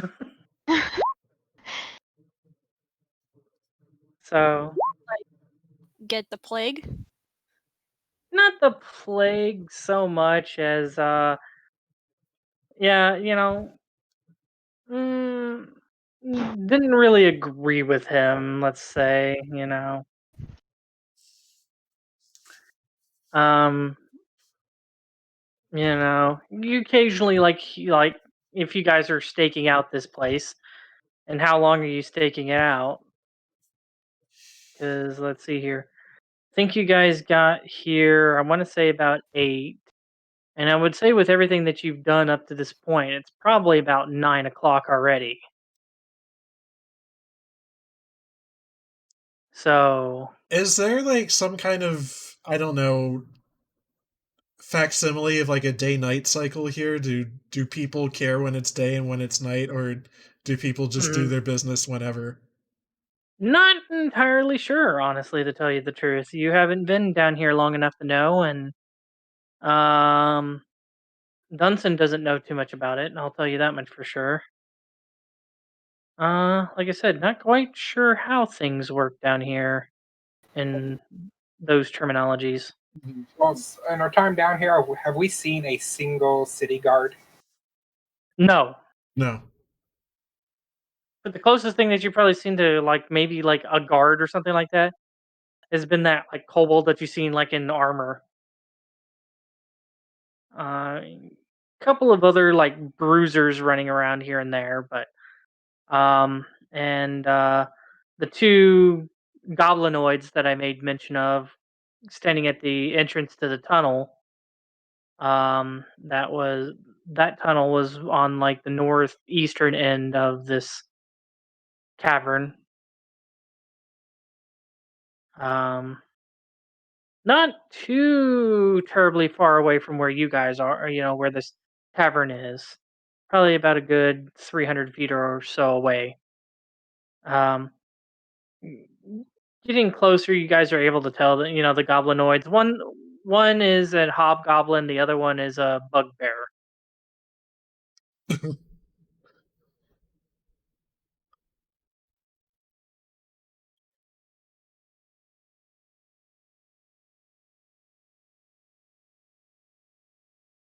I I don't know if I'm interested in this interaction.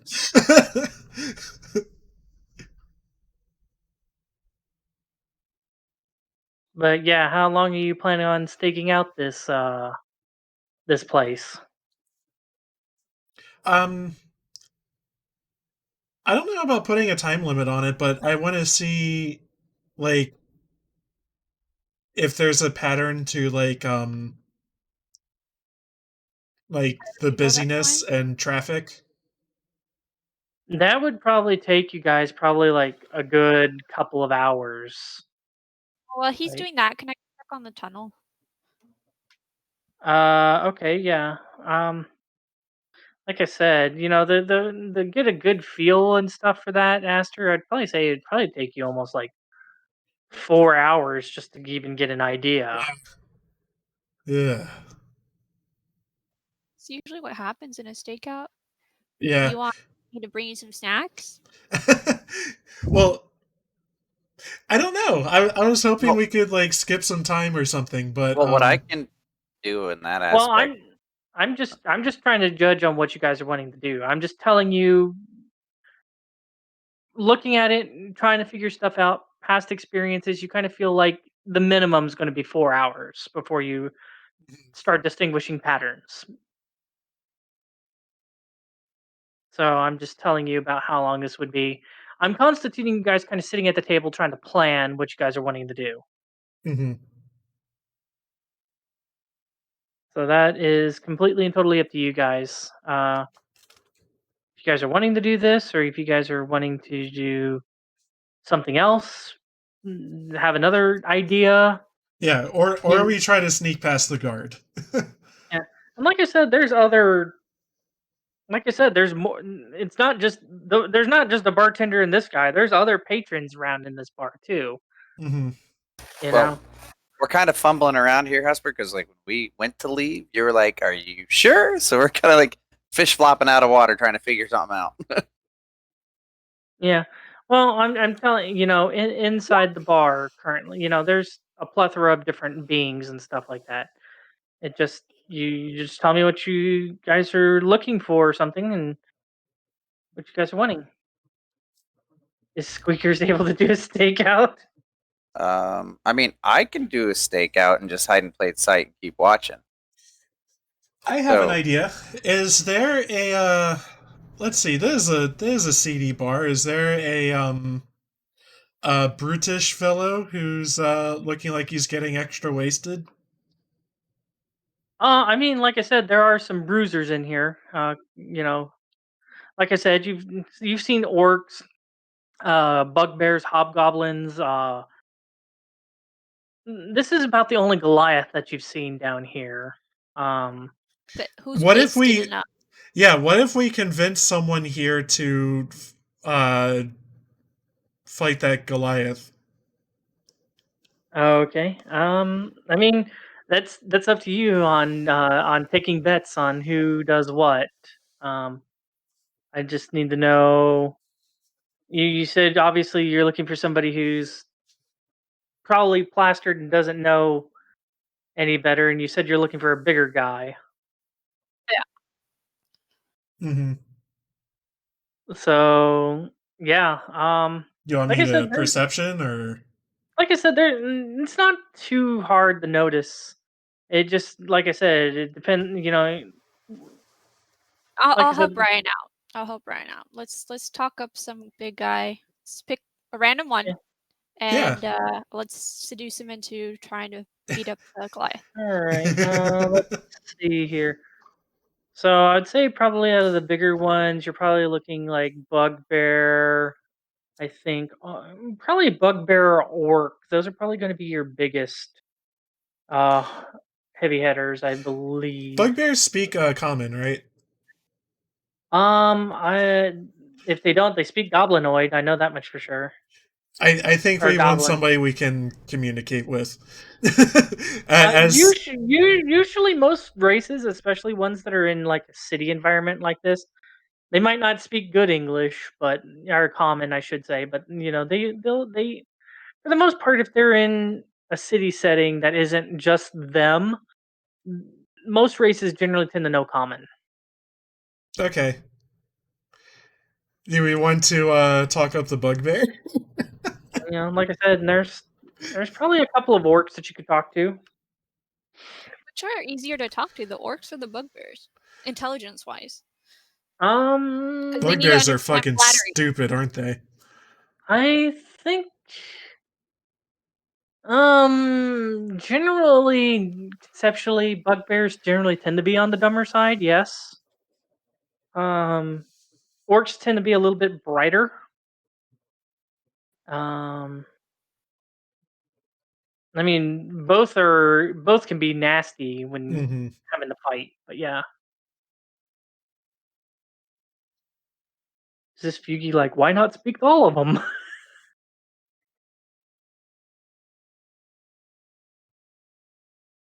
All right, let's pick an orc.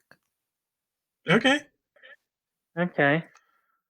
Like I said, I'm gonna Like, say I'm ale. gonna say that there's probably just judging and looking around, probably two bugbears and three orcs. That look like that they've had quite a few to drink. If you're looking for an orc specifically, there's two males and one female.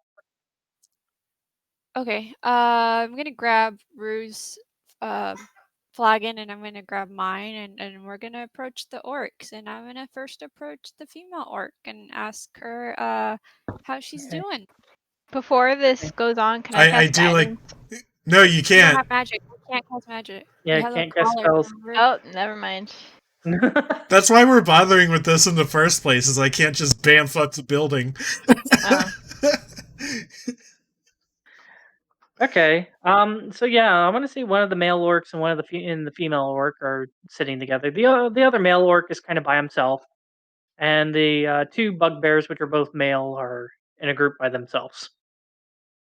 Uh, so, anyways, so you're gonna Wait, I'm go. sorry. Is the lady orc we're approaching by herself? No, she's No, with she's the with the guy. male. Okay. Oh, okay. Then let's move to Let's get abort. to Let's go somebody to the who's male. alone. Yeah. Yeah, let's get the male. The one single male. Okay. Yeah. So we're gonna approach his table, and I'm gonna be like, "Hey, you look like you need another drink." All right. Roll me a persuasion check. Please, not natural one. Okay. Okay.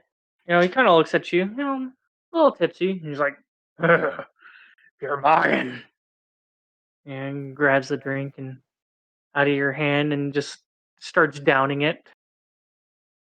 Wow, you can really hold your drink. You look so strong. He's kind of like, yeah. Do you want to prove how strong you are to me?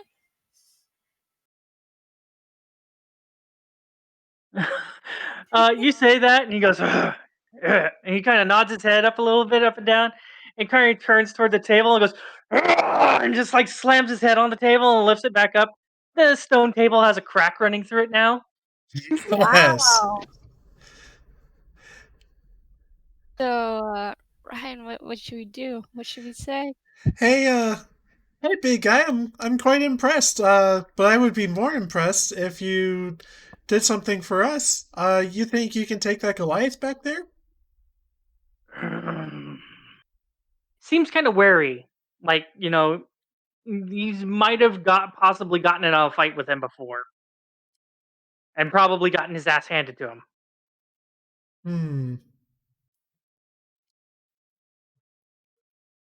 What if we were to get you 2 other friends? Maybe those 2 bugbears. Would the 3 of you be able to take them on? He kind of looks over there at the bugbears and kind of like, and kind of shakes his hand, like maybe. Or how's this? I could cast a magic spell on you to make you stronger. What a good idea. Give me a second here. Obviously, deception. Yeah.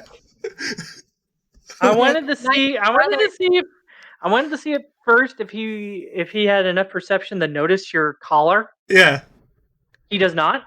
Okay. So good. roll me a deception check. All right. I'm at advantage because I'm like, Oh my god. Well, are you both like trying to? I think so. Yeah, we're both trying to be like, my brother is the best mage ever. He's a right. very strong sorcerer. He could All right. make you stronger than 5 orcs. All right, go ahead and roll me a deception check. To go with. There we Aster. go. Okay. Yeah, I'm Damn. probably not even gonna worry about rolling. Yeah, he's just kind of like sitting there, like nodding his head. He's like, kind of like keep going. All right. So I say some magic words, and I do some hand gestures, and I put my hand on him. Okay, roll me. Oh god. Yeah, roll me. Roll me an intelligence check at disadvantage, Aster. What? What kind of a roll is this? This is kind of like coming up on the spot and making up something that sounds like a real spell. Oh, even my deception won't help. This is through his acts of. I mean, like, there's performance, arcana, anything. Yeah, well, I think that this is the best call on it. Yeah, he kind of like looks at himself and he's just like, he's just kind of like looks at you and he's just kind of like, I don't know. He kind of like looks at you like I don't feel any different. He's like, You'll feel it once you throw a punch.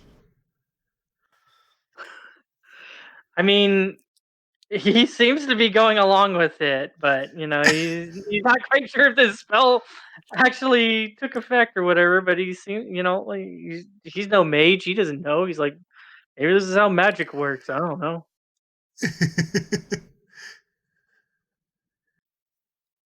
All right.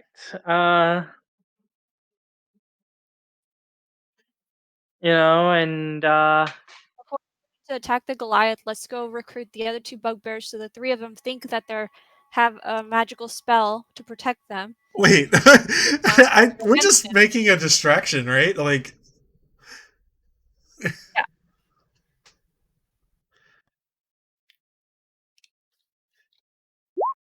I feel like I don't know. I feel like it's like a bit excessive or something to bring more people into it. I mean, we said that by himself he wasn't going to be able to beat him.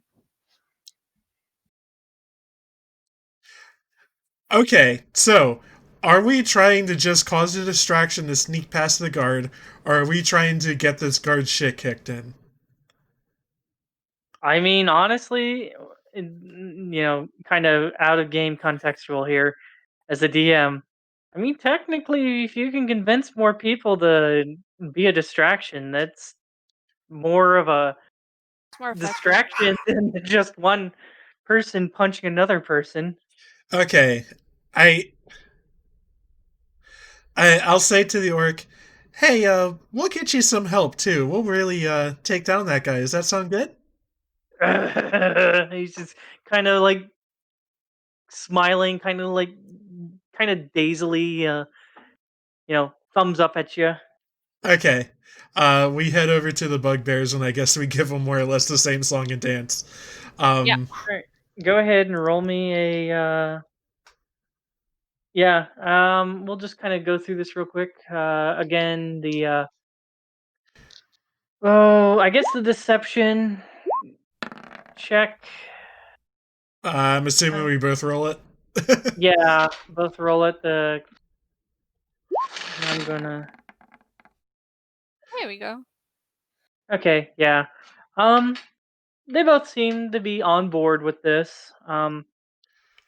Once again, if you're going to kind of do the thing, you kind of feel like if it went over with this guy, it will go over with the other. So I just need an intelligence check flat this time. You're just kind of, yeah, I think if this worked on this guy, I'll probably, it was kind of the first one was kind of like a spur of the moment, kind of Okay. coming up with something. Okay. 2 6s, yeah. Oh, yeah. Yeah. Again, very confused, but not really versed in the ways of magic. Just kind of taking you at your word that this spell has taken oh, I need to. Oh yeah. They didn't even notice your thing. Yeah, cool. So yeah, kind All of right. feeling that you know so you got this kind of thing, and I don't know if you kind of have a word or some kind of thing that you're going to some kind of signal to get these guys to work together, or what you're doing. Okay, I'm gonna Um, gesture over to the orc we swindled the first time. Okay. He kind of, gets up and is walking in your direction. Hi, orc meet bugbears. Bugbears meet orc.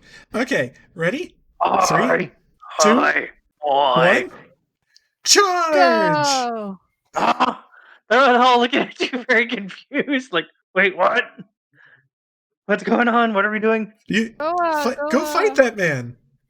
Yeah, show Ah. us what you got. Show us what you got. Yeah, kind of like drunkenly making their way over there. I think they're like really confident, but not really. Let's see here. Well, we'll find out here. All right. And then Ryan and I will try to sneak up the stairs. Yeah. Just 2 of you, or Yeah, what's the would be rest of the group better. doing? Not going up there. I know better. I am not. Okay. Remy's staying back. What about Dunsen or Roux? Okay. Okay. They kind of walk up. I'm hanging out with Remy. I'm out down below. Okay. What about Roux? What? What are you doing? Getting out of the way of these bugbears? Okay, but long term, are you staying on the bottom floor or are you sneaking upstairs with us? Oh, yeah, I'll sneak upstairs. Okay. Okay, so 3 of us upstairs, 2 of us downstairs. Okay. So, they kind of make their way over to the Goliath. The Goliath kind of like gets up and he seems very agitated by this. He did not notice you guys conversing with these guys, by the way. That's So, good. yeah. So, just kind of trying to figure out what's going on as they kind of like go up and, they're about like 30 feet away and they kind of get in a huddle and kind of like talking to each other. See one of them pop their head down and look back down and talk.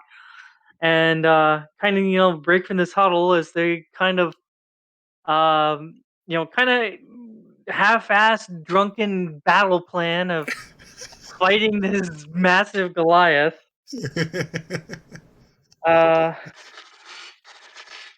Yeah. The first one of the bugbears ends up charging towards the Goliath. The Goliath gets out of the way, grabs a hold of him, manages to hurl him over his head, and throws him at one of the table. He like lands on the table. The orc goes into punch him. The Goliath like slams his head into the wall. Okay, kicks are him we towards able to get another into the table. middle of this and just like sneak past? Well, let me get to this story Okay. as you guys are getting ready for this stuff. Yeah. And the other bugbear, um, basically like fubs his punch. It's like kind of turned around, isn't figuring out what he's doing. The Goliath just lifts up his boot and like kicks his ass as he goes hurtling towards the table and like slams into some other patrons. These other patrons are getting mad because this one bugbear goes flying through the fucking room and lands on a table. Another one gets slammed into the back of him. And you hear eventually in there, like you see like a dwarf all of a sudden jump up on the table and go, bar fight! Yes! And all of a sudden, just everybody in the bar is just starting to fight each other.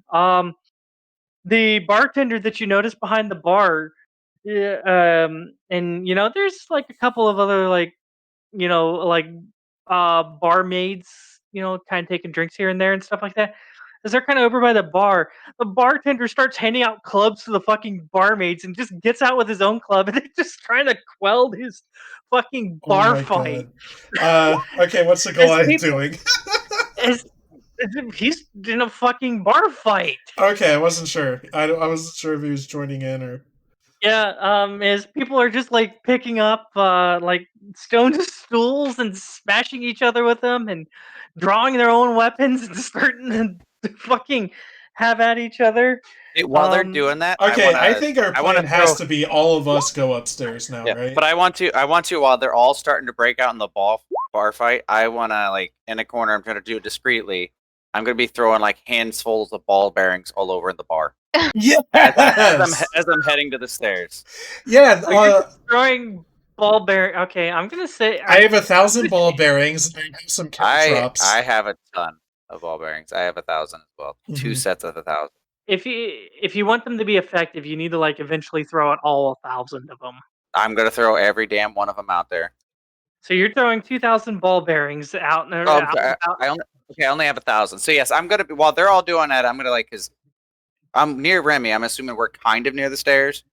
But since this whole somewhere around, yeah, and you hear the bar fight thing, and when you're this like, whole thing, I'm starting to whip out ball bearings and all over the damn place. So we can, okay, because I'm gonna go start following them upstairs because I cannot afford in my position to be caught up in that. Yeah, So I assume our plan has to become everybody goes upstairs now.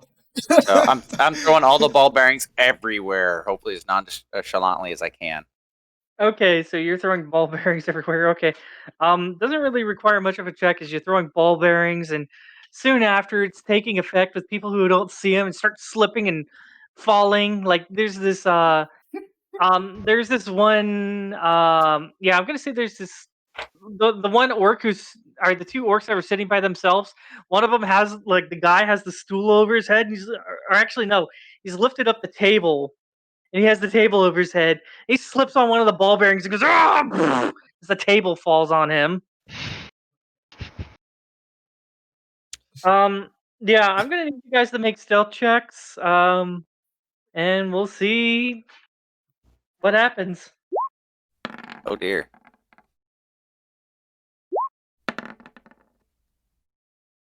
Do I get to do this? Do we get to do this at advantage because there's so much chaos going right now?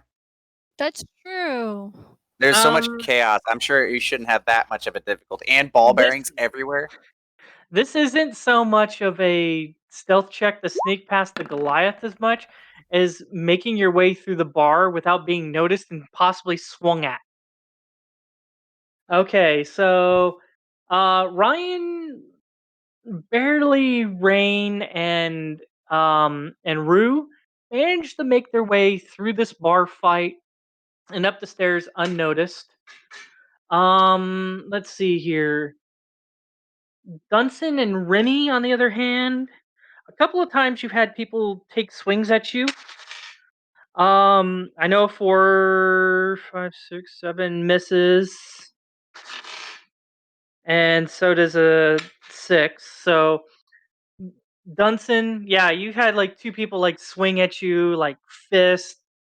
Actually, no, I'm gonna say 3. Okay, so that one actually will hit Oh shit! First blood. Rude. 20. What is this, A 20 session will hit, 10? something like that. Yeah, a 20 will hit you, right, Bubba? Oh yeah, that'll hit me. Okay. As he hits you for 3 points of damage, just like with a punch, as you're kind of like trying to weave your way through, just like this punch that was going for somebody else, you just managed to accidentally get in the wrong spot at the wrong time, and just poof right in your just kind of like right in your stomach. I've been there. Actually, I think this guy was going to go for a kick, and just like instead of kicking this guy in the nuts, he kicks you in the stomach for 3 points of damage. Okay, can I quickly whip out my crowbar and hit him across the head? If you want to get in combat with this, Okay, so Gordon Maybe not. Freeman. Maybe not. I better not. I forgot I'll be in the combat. I just want to do a quick crowbar smack to the head and keep going. But okay, no, I'm gonna keep going. I'm gonna keep going. all right. No, at this point, I refuse to get into combat. We've gone like 10 sessions without getting in combat. Okay, Feugy, does a 21 hit you? Yeah. I'm just making sure. 15? No. Okay. And a 19. Yeah. Okay. Okay, so yeah. Actually, no, not a 19, in a 18, sorry. Yeah. 18 hits. Okay. Okay, so the first one is, just a couple of drunken people fighting, brawling. Kind of see you just getting you in the action at the very beginning. It's just like just punches you right in the jaw. 3 points of damage.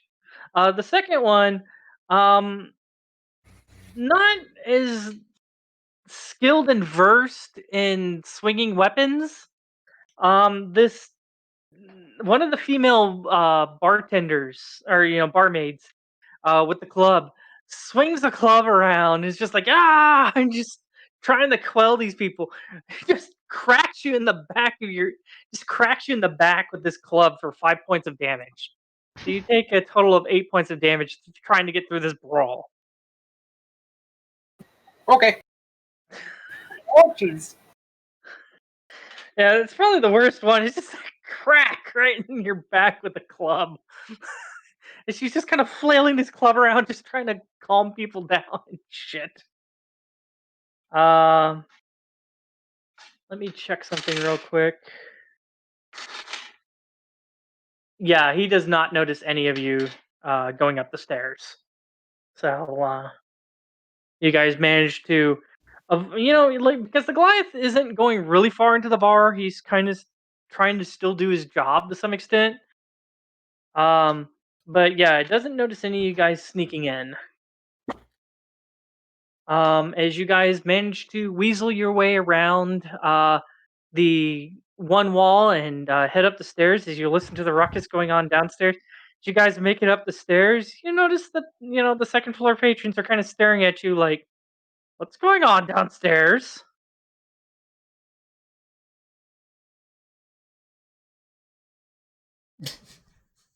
Are they actually saying that to us? No, they're just giving you kind of like a very confused look of, "What the hell's going on down there?" A bar fight. Yeah, well, they're just kind of trying to figure out what caused it and stuff like that. They're just very confused. And then 3 people or 5 people that they don't know come up the stairs.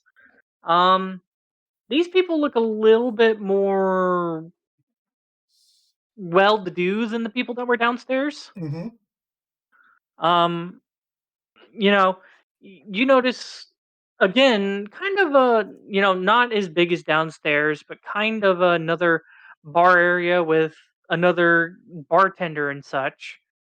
And you do notice that, yes, on this floor are hallways that do lead the rooms. So you're like, okay, so this is inns, and it seems like this floor also has its own bar. Fancy. So yeah, and like I said, the people are a little bit more better dressed than the ones who were in the previous floor. The previous floor were very, very rough and tumble. These there's still a couple of bruisery people and stuff like that. The glasses, as you notice on the table, are cleaner as opposed to the ones downstairs.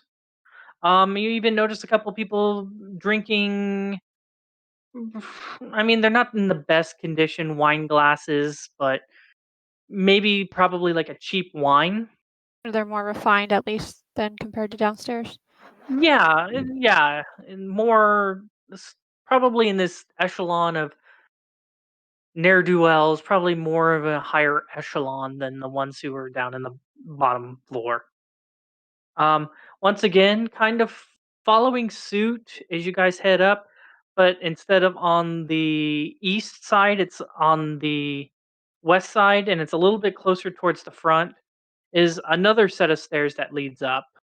This one, though, instead of being guarded by a giant, burly, um, uh, uh, Goliath, this seems to be a goblin in some actually fairly decent like clothes, as there seems to be kind of like this rope that that runs across this Ooh. this this set of stairs. Like a kind of what are they called? Those that you remove to let people pass, and then you put it back in to like Yeah. Yeah, close it, kind of thing. yeah, Okay, yeah. so One of we those probably kind of rope. yeah. So we need to figure out a way to get the VIP access to go up top. Well, we should probably ask around. Are there any? Do we just go right up to the bartender? What's The bartender here is a gnome. is there anyone like drinking around here that's alone?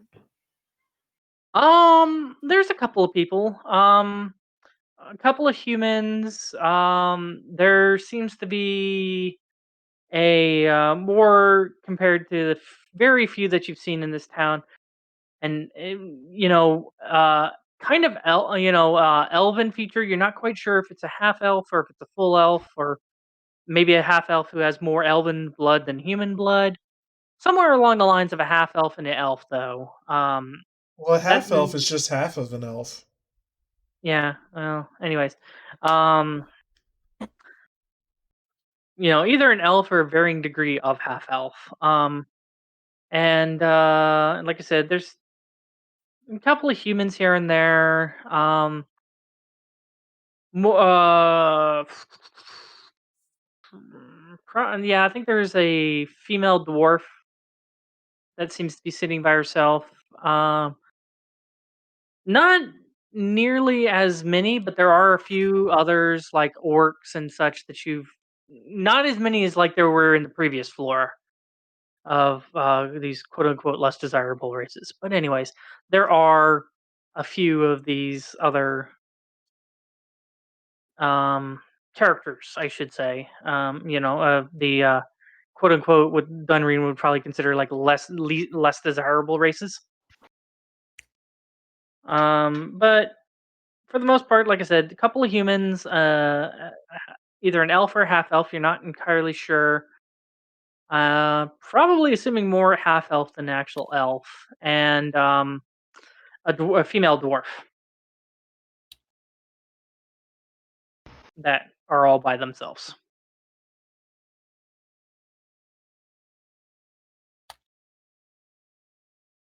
So, what are you guys doing? I think I'm gonna want to buy some of the half elves some drinks to ask them how to go upstairs. So, are you talking about the one that's sitting there by himself? Yeah. Okay. All right. Um. So you're gonna go talk to the bartender, and what are you asking? You gonna ask for a drink or something? Yeah, I'm gonna point to the male half elf and ask what he's drinking and if I could get the same thing. Okay. So as you walk up, like I said, once again, one of these stony colored male um, uh, gnomes that are known as deep gnomes. As you walk up, and you're about ready to say something to him, and he goes, "Sorry, we're not hiring any more barmaids at the moment. If you'll come back at another date, maybe we might have an opening."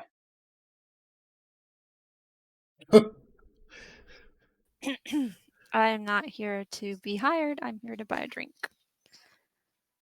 Oh, well, you'll excuse me, I figured you were looking for work.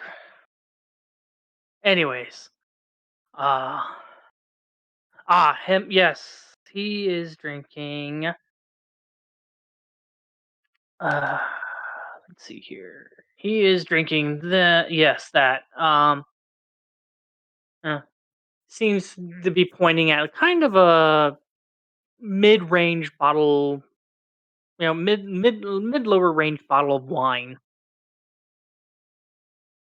that they kind of have like up on display and stuff like that, up on top of the on the back of the bar. Okay, I'll buy the bottle and can I have a glass, please? So you want a glass? I want the bottle and a glass to drink. Okay. The bottle will be okay. He goes, well. Let's see here. Bottle will be 3 gold. That's perfectly suitable. Give him 3 gold. All right, and he fishes out a bottle, and they, definitely seen better days, but at least it's clean. Like kind of like wine glass. I'm calling it now. There, in the Three Little Bears scenario that is this tavern, there's going to be like the third floor is going to have an even fancier bar with an even fancier clientele. I think so Well, too. according to your kind of intel that you're looking for, I mean, the things that you believe that you're looking for are on the next floor. Yeah. So not too much further to go. As you make your way over that way to, I guess, with the bottle and wine in hand, uh, towards the, It's the elf? The half elf? Did we say he was a half elf or some manner of half elf? you're believing he's a manner of half elf. He doesn't look elven enough to be of like a full elf. He kind of has a bit of a goatee going on.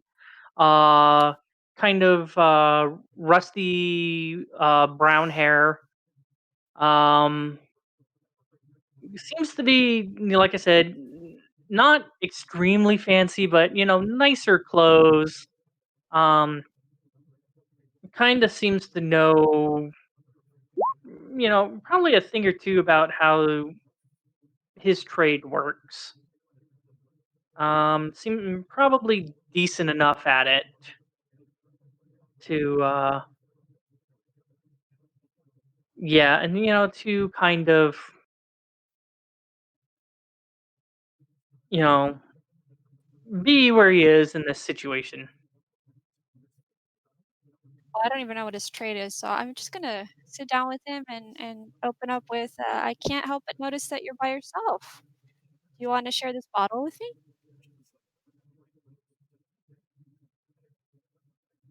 Oh dear, I'm not looking for company tonight. Maybe another night.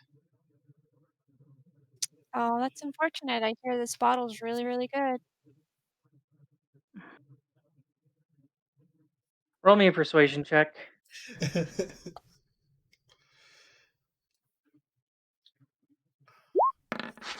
Alright, guys. Well, I've got to head to bed.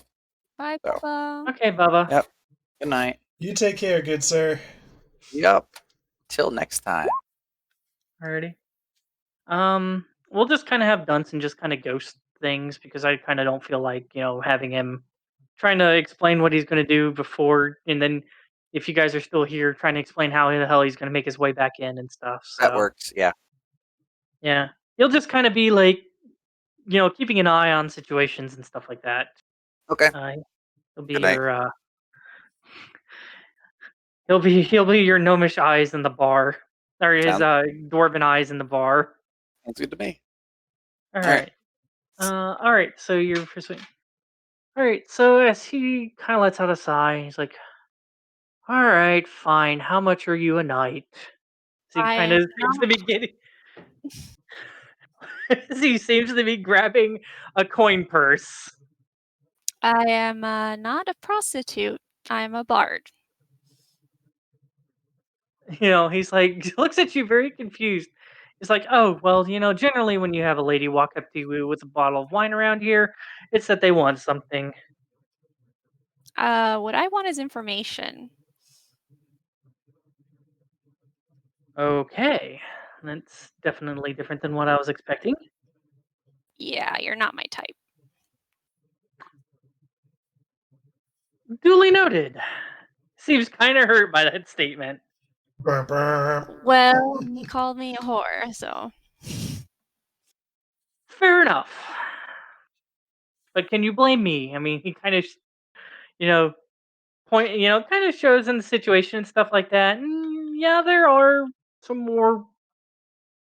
Do I look like one? I'm dressed as as a bard. I have a. Never mind. Let's just enjoy. Let's just put this behind us and enjoy this bottle of wine, and let's talk for a little bit.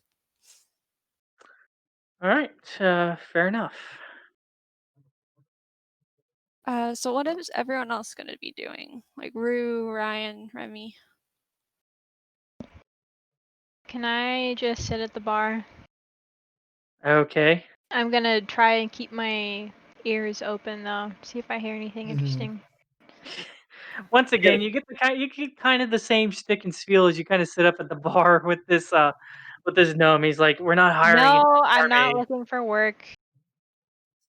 Just give me a What's the glass of deal? wine, please. He just seems very baffled by I this. will also approach and sit at the bar. Okay. He's like, "Ah, yes, fine, sir. How can I help you today?" I'm looking for Hey! work.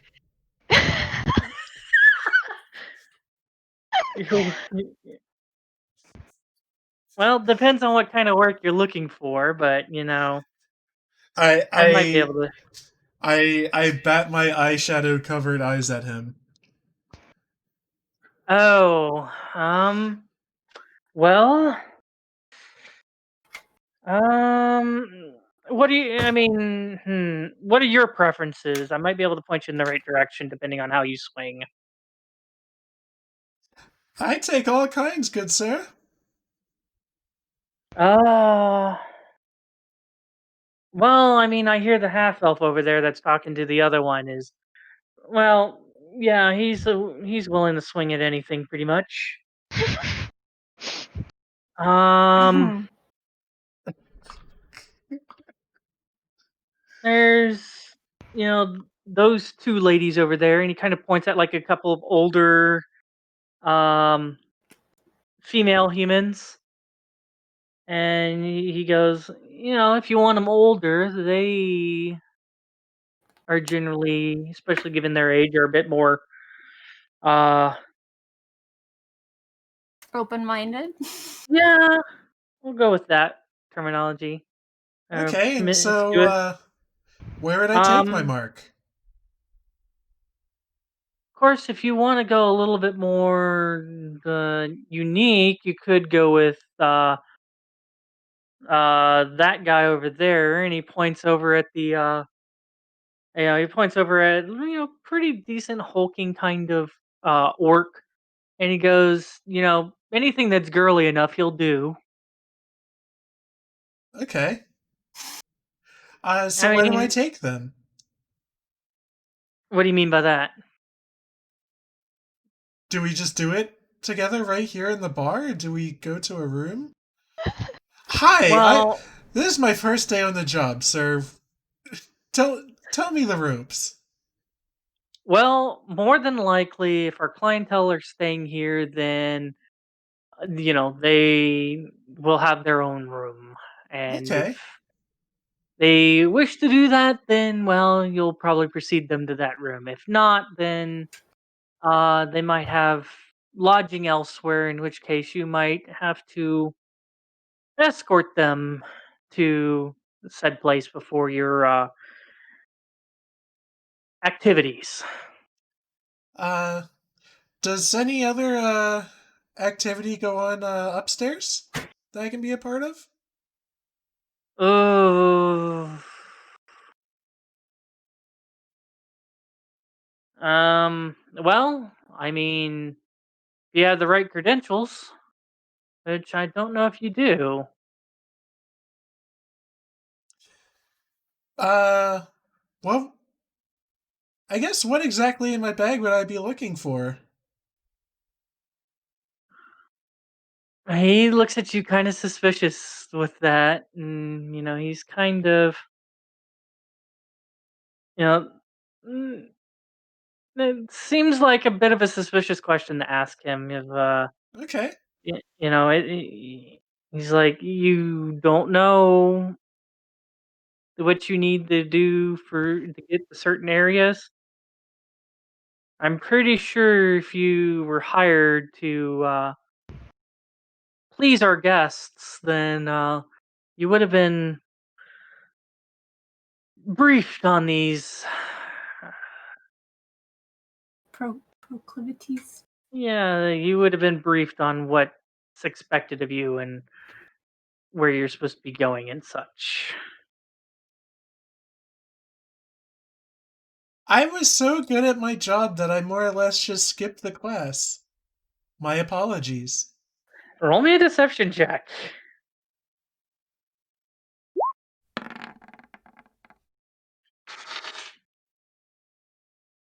Uh, Good job. he seems to believe you, Uh-huh. but it seems like very odd that this would happen. I mean, it's kind of like, well, I guess there's a first time for everything kind of situation. Uh, well, anyways, even if you skipped the class, you would have been given your credentials to being able to go to certain floors to mm, assist our patrons of varying statuses in our little collective.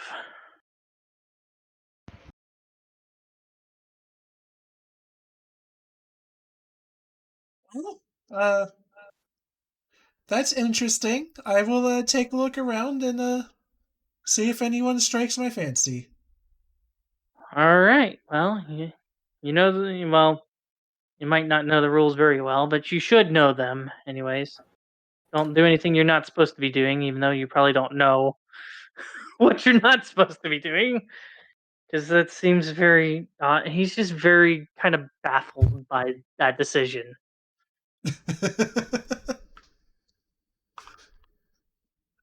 All right.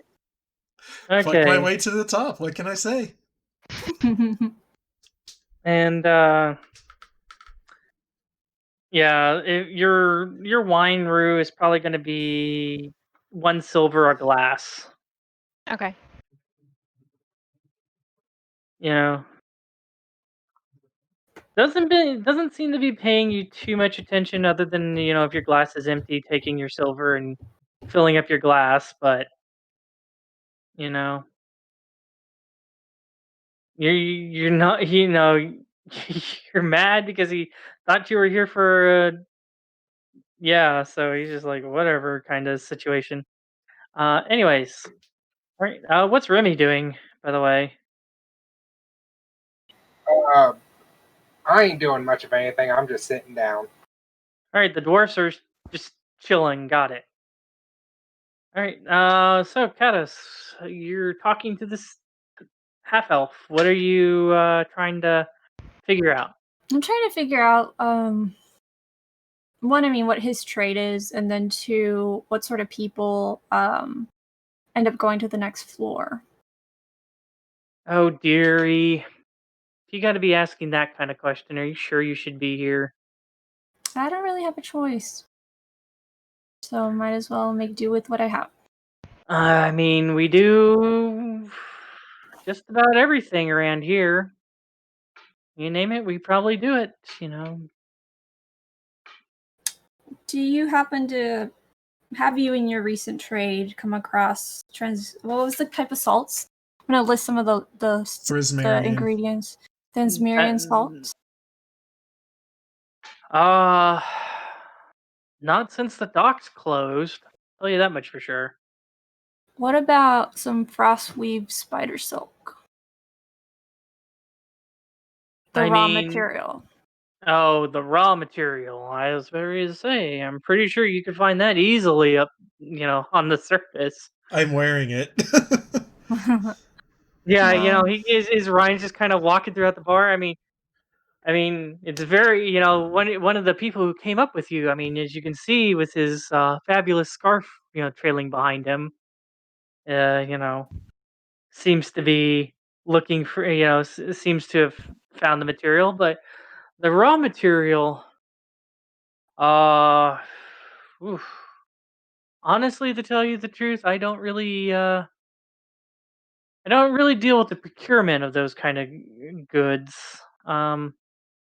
More along the lines of the moving of the shipped finished product rather than the raw materials. Dispersing the finished product. Well, no, not yeah, dispersing. Yeah, finished product. I mean, it's not my main trade, but I What have about- been. Okay. Go ahead. I was gonna ask you, what about any Dunreen spring waters? Have you come across that? Oh, that would be over in the mine, sweetie. I meant selling it. Ooh, folks around here don't really have too much use for that. More, I mean, not to mention the hassle of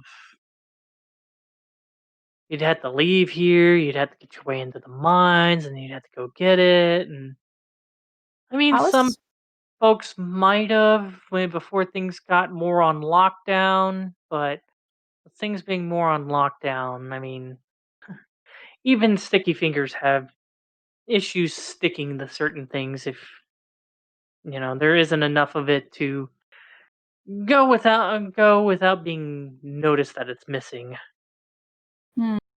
I see. Something like that would be more trouble than what it's worth if got noticed. It's easier to skim off of things with that sort of material. Okay, well, thank you for your time. I'll leave you with part of a glass of wine, and I'm gonna let you be now. So you're leaving him with a part of a glass of wine, just walking off with the rest of the bottle. Yeah. He's like,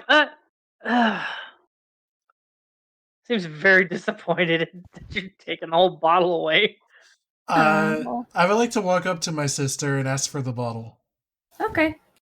I take a sizable sip out of the bottle, and then I would like to put my hand on the half-elf shoulder. Okay. And say, "Hello there, honey. Unlike my sister, I did come here to play." Roll me a persuasion check.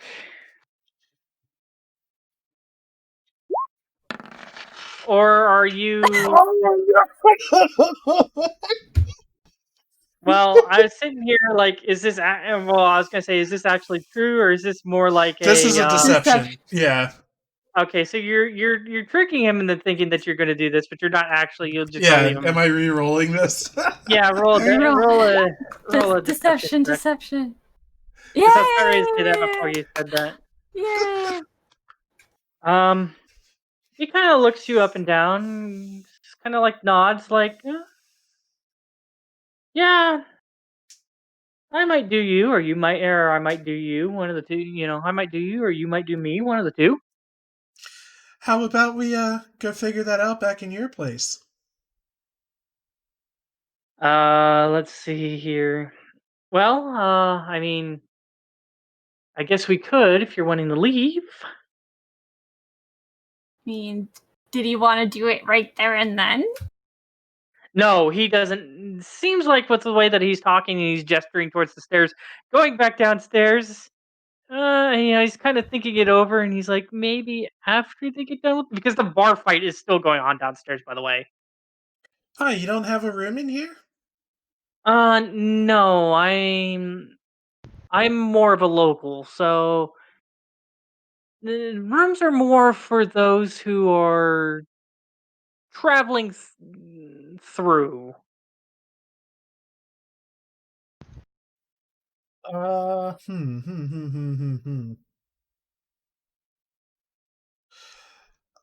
Here, hold that thought, honey. I'm gonna ask for something.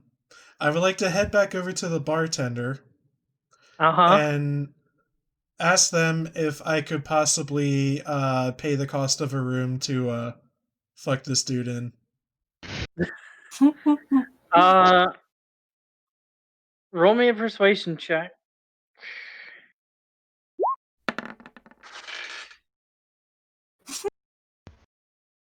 Okay.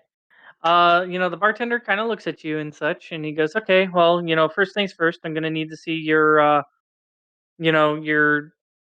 credentials." Oh no, Ryan. Huh, huh, huh, huh. What we need to get a girl or a guy first, get their credentials, and then offer it to him. So backpedal there. Get out of there. If you can get this guy like away from everyone else, That's what I'm I trying can to do. shapeshift into his face. No, you can't. Wait. Oh, you're right. No, I can because it's not magic. Is it? That's Is a that Hesper considered call. magic? That's a racial. It's not really It's a considered racial magic. feat. Yeah, you're not really magicking. You're kind of just shifting your structure around, which is kind of what your race just does. I don't think that's magic, honestly, to tell you the truth. That one. Okay. If it was one of the ones like you cast this guy's self, then yeah, I'd be like, yeah, that's magic. But So yeah. wait, do I need my my friend's credentials, or he's asking for mine? He is asking for your credentials as a sex worker, basically. Okay, and I don't have that, and I have great forgery skills, but I can't do that on the fly. Uh, He seems to be getting suspicious of you, just kind of, you know. I didn't know this was gonna be a thing. Yeah, I know. Uh, hmm. Okay, my apologies. I thought we had more of a working relationship than this. Well, I have to, mark down all the comings and goings, and if I don't, and then, I don't want to get in trouble with my boss, so I'm willing to pay a little extra. roll me a persuasion check. And how much is the other question? Is this Well, I extra? don't know how much a room is, but I'll say I'll pay like, I don't know, 20 gold extra. 20 gold? Okay. Okay. For 20 gold. See here. Yeah, the rooms are usually 2 gold, so you're basically Okay, uh so 22. yeah, you're basically Paying for 11 1,000%. rooms. Yeah, you're basically 1,000%. Yeah, that's He's fine. kind of skimming off. Kind of looks at you a little bit, seems a little hesitant, and then seems to be writing down and such. And let's see here. Give me a second here. Uh, yeah, a second here. Seems to write down and kind of looks up at you, and he goes, "All right, Mister Ruma, I have you down for a room." Okay, I subtracted the gold from my inventory. Okay, so And does he give me a key or anything? yeah, he slides a small like brass key onto the counter, and Okay. he tells you the room number, and he's like, just lock up when you're done, and I'll have the cleaning service, come and take care of that when you get done with your activities. And then this, he says cleaning service. He kind of points over, and you notice like these gray, like three female rock gnomes. Like I said, just seem to quietly kind of be sitting in a like in kind of like in a subset room with like next to the bar with like cleaning supplies and stuff like that. Um, and probably you're assuming, if you continued further on back there, there'd probably be a kitchen or something back there to Okay. cook and stuff. So you're kind of getting an idea that okay, it seems like these female rock gnomes probably are the cleaning maids and the probably cooks if food is desired. Okay. So I go back to my half-elf friend Mm-hmm. and I tell him, I got us a room, sweetie. Are you ready? Well, yeah, sure. Let's. He finishes off the wine and he goes, "All right, let's go ahead and take care of this then." Okay. I grab him by the hand and I guess unlock the door. Okay. Uh, is has Roux kind of been planning on what since you were talking about it? Are you what's Roux's plans in this? I should say, because it kind of sounds like Raine just kind of like I'm done with this guy. Yeah, I'm done. I'm looking for other potential people for information. Okay. I'm just gonna stay at the bar then and keep an eye as long as I can. Babe, I thought you were gonna go change into this guy. Yeah, are they leaving like right now? Yeah, he's leaving. Yes, for they're the leaving room. right now. Like Okay. Ryan has him by the hand, and he's leading him towards the room, and he got a room and everything. Okay, I'm gonna try and sneak out then. The bartender doesn't really be seeing giving you too, that much of a mind. He's just kind of figuring you're just kind of doing your own thing or whatever. All right. Doesn't I'm seem to probably be the one he's got his eye on. Yeah, Ryan has made himself a little bit suspicious. Okay. So you guys, Ryan, you eventually find the room. I guess it's a good question. Roll me a stealth check though to see. Let's see if this half elf notices you sneaking around. Roux. Sneaky sneak.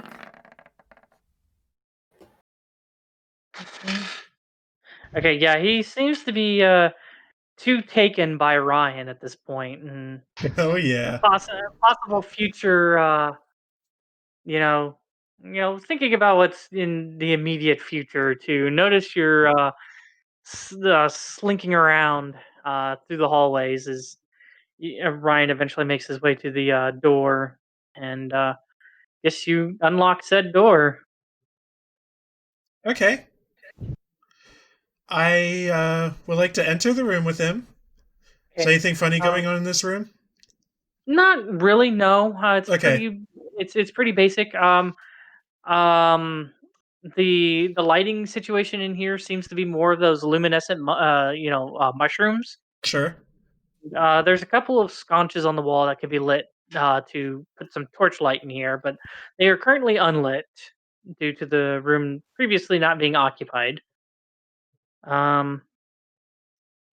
As you make your way in, it's pretty basic. Again, Okay, so if I close the door, if is it pitch black?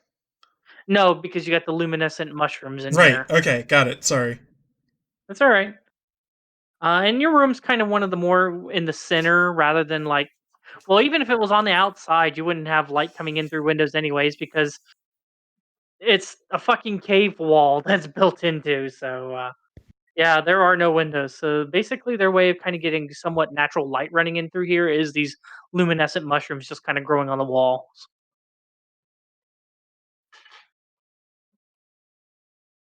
Okay. Yeah. So Yeah. I would like to tell my half-elf friend to undress. Okay. He kind of looks at you and looks back at the door. He's like, "Aren't you gonna, lock the door?" I do so. All right. Meanwhile, Roux is outside, like, "Great, you just locked the door. What's going on?" Can And she lockpick it? yeah, Ryan just locked the door. I'm not too concerned because I'm gonna guess that he's gonna like knock him out, or what's the word I'm looking for? Incapacitate him in some way to let me in. Dispose of him. Yeah. Okay. It doesn't take much convincing as he starts undressing. Okay, so he's all necky. For the most part, I mean, he's not completely. He's still wearing some skivvies. Okay, I would like to shove him onto the bed, Hesper. Okay. He seems very lax about letting you do this. Yeah, he's into it. Okay. I would As he like lands on the to. bed, he's like, "Wait a minute, how much is this going to cost me again?" Don't worry about it, sweetie. Roll me a persuasion check. I'm just gonna get on top of him, Hesper. Roll me a persuasion check though first. Okay. I want to see if he's going to worry about it. Yeah. He's not worried about it. He's like, "Okay." Okay. Worry about it. I'm gonna get on top of him and pin him down as best as I can. Okay. And then I'm gonna pull out a knife and put it to his throat. Just start choking him. Okay. He is laying there, currently naked, with no equipment, in his underwear. The grapple check succeeds because he was not planning on this being an issue. So, yeah, now he is underneath a. What did you partially undress? I take it. I don't Kinda think so, get him no. in. Oh. Okay, so you're on top of him. He's probably expecting this striptease dance over him, and all of a sudden you're pinning him and with a knife on his neck, and he's just kind of wide-eyed, like, "What the fuck is going on?" It's a spicy lap dance. Part of the show. Just relax. Yeah, just relax. This is a part of the show. No, you and I aren't gonna be having fun tonight. I think I see that. If you scream or do anything, you will. This knife is going through your throat. Now, I need to know the easiest, fastest, most straightforward way of getting upstairs. Have the credentials? How do I get them? Where do I go? The bartender told me you've been around with some of the prostitutes here. Yeah, on this level, I haven't been upstairs. I'm not allowed. Where do the prostitutes come from? Where do they go? I mean, I don't know. They get hired and they show up and then you have a good time and I don't know. He just starts fucking crying. Sorry, I shouldn't laugh. This dude's having the worst night of his life, and I'm just laughing at him. He's naked and thinking he's gonna have a fun time with a very effeminate guy. He goes fucking solid snake on his ass. I wouldn't be having a good time either if it was him. Damn it. I thought this was our guy. Fuck.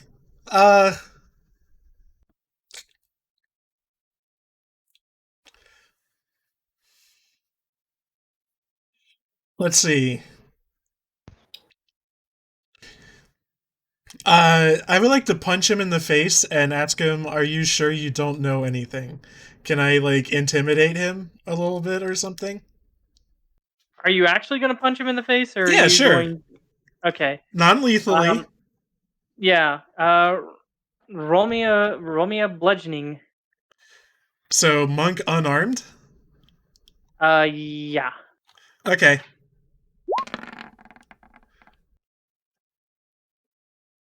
All right. As you kind of like reel back, kind of like not happy with his answer. He's not hard to hit. He's fucking restrained on a bed, naked. As you kind of like reel back and smack him in the face. Yeah, I Kinda was turns gonna say maybe sideways. this should be advantage, but I guess I'm prone too. Kind of, yeah. But it's not like and you see you like with the knife in the hand, you kind of flip it around enough to just kind of punch him in the face with the same arm while restraining him, or hand Mhm. while restraining him. His face kind of turns towards the side. You hear a "Pfft," and all of a sudden you hear dunk, ding, ding, ding, ding, and you kind of look at him and you knock the fucking tooth out of his mouth. Fuck yeah. He's like, oh, he's trying not to scream, but it hurts. Mhm. All right, guys, do I kill him? Knock him out. Yeah, Like, don't kill him. Just Knock him out, gag him, knock him out, and tie him up. Okay. Wait, what order do I do all that You have to gag him first. in? Gag him first. Okay, I can Gag do him that. first. Do Wait, I have wait. anything to gag him? So His- you're his not following claws. up. So you're not following up with after what you were going to do after you punched him. Because you said you were going to punch him and then use an intimidation on him about something. Well, he basically was like, oh, I don't know. So I assume we're done here. I'll ask him again now that you've knocked out a tooth.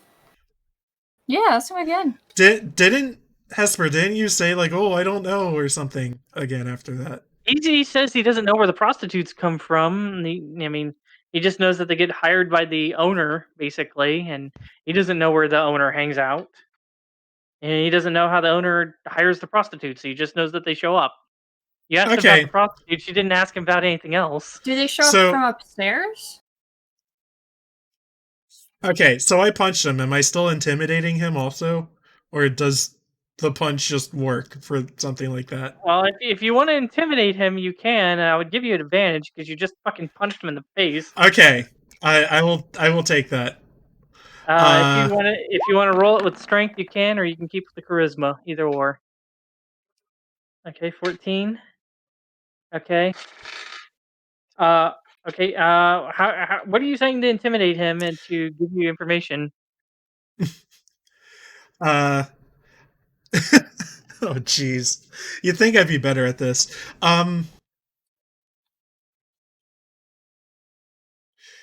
Well, again, I punched him. I just want to be like, are you sure you don't have anything for me? I mean, it depends on your rank on how you get up there. I'm better than the people on the first floor, but I'm not high enough, good enough to go to the upper floors. You got to be in one of you either got to be really good or one of the better groups. God What damn, this groups? fucking hurts.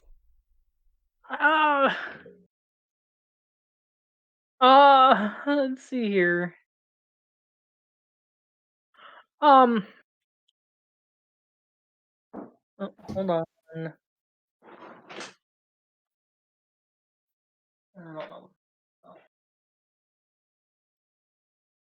All right. Sorry. Anyways, let's see here. What was I going to say again before I got interrupted? I asked what groups. Yeah, I was trying to think of the name of the group.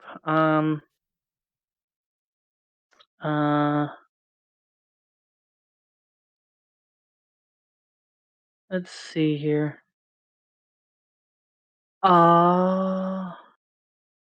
He's sitting there. He seems to be trying to remember.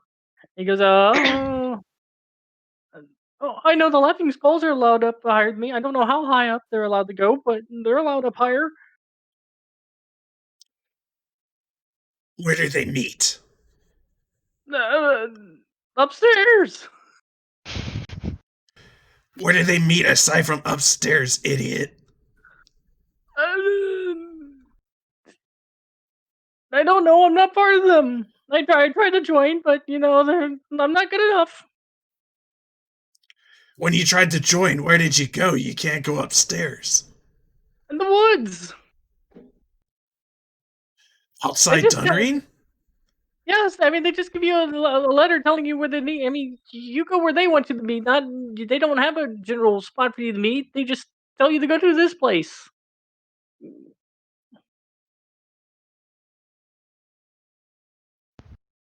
Do you know any other groups that are allowed upstairs? Uh, uh, the Claw and Fang. Do they meet outside of upstairs? um, I mean, they're generally pretty easy to spot when they aren't upstairs, yeah? What do you mean? I mean, they're not like any other thing that you usually see around here. Are they the cat people I saw on the balcony? Probably. I don't know if there's any others, but I do know that, a lot of them are, yeah, in there.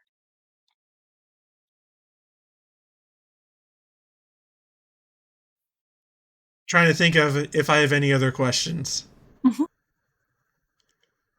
But I know they won't take you. They will or they won't. Won't. I'm not an animal person. Yeah. I can be an animal person. Mm-hmm. You can't, unless you're going to have a way of hiding a tail, you can't grow appendages like tails and stuff, Lani. Oh. It even says so in your shape-shifting thing. Can she grow cute cat ears? I don't know, because you would assume yes, because they're ears, and she could grow elf and shit like that. So yeah, I would assume so, but wouldn't have a tail. Well, it could have been cut off because Mhm. of abuse or. Yeah, we can come up with something for that. I don't even know if that's the route I want to take. We'll see. So, is there hey Hesper, is there something around here I can stuff in this guy's mouth? Well, you got his clothes. You got Yeah. a sock. You got his That's a good underwear. point. Like, pick something. Ooh, underwear. That's degrading. He's wearing his He's underwear. wearing his currently. And underwear. he can take it off. Take it off. Tie Okay. it up with his shirt, and then take it off and shove it in his mouth. Because I'm gonna need the rest of his clothes. Yeah, I'm going to remove his underwear, Hesper. Okay. We good so far? He's just kind of sitting there sobbing. I mean, Fair enough. you threaten to punch him and stab him and shit. He's just I'm gonna ball it up and stuff it in his mouth. no.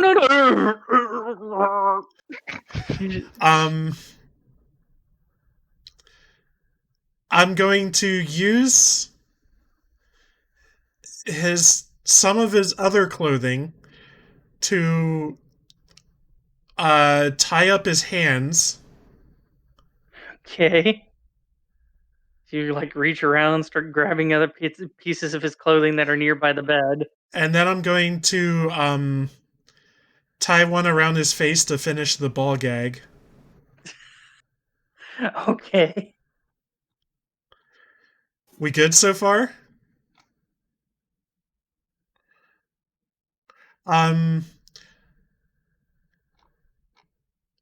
Let's see. I do have rope, but I don't know if I want to use it all for this.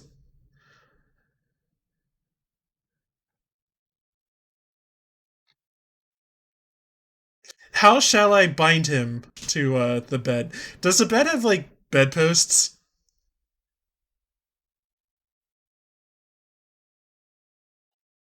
Oh, is my Discord acting up? Everyone got quiet. Shit.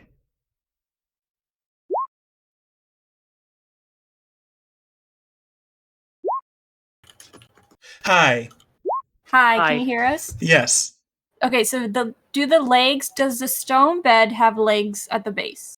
No, it goes all the way down to the floor. So it's just a slab. Pretty much. It's like a stone slab with a headboard at the top of it. Okay. I missed a bunch of this- stuff, but I think I can put it together. Okay, so I can't bind him to... Is there any other furniture in here that I can, like, kind of attach him Like to? a chair? I mean, there's kind of like stone chairs. There was like cushions in them, and everything, like I said, is pretty much cut out of stone here. It's not wooden like you're used to. You're assuming that this is just to recycle a lot of the stone that was carved out to make this place. You could just what's that style of tying? Bubba would know, like the pig, the cow, Hog style? hog tie. Yeah, hog tie him. Yeah, I guess I can just like put more around his legs. Yeah, like tear the bed sheets and then use that to like tie him up.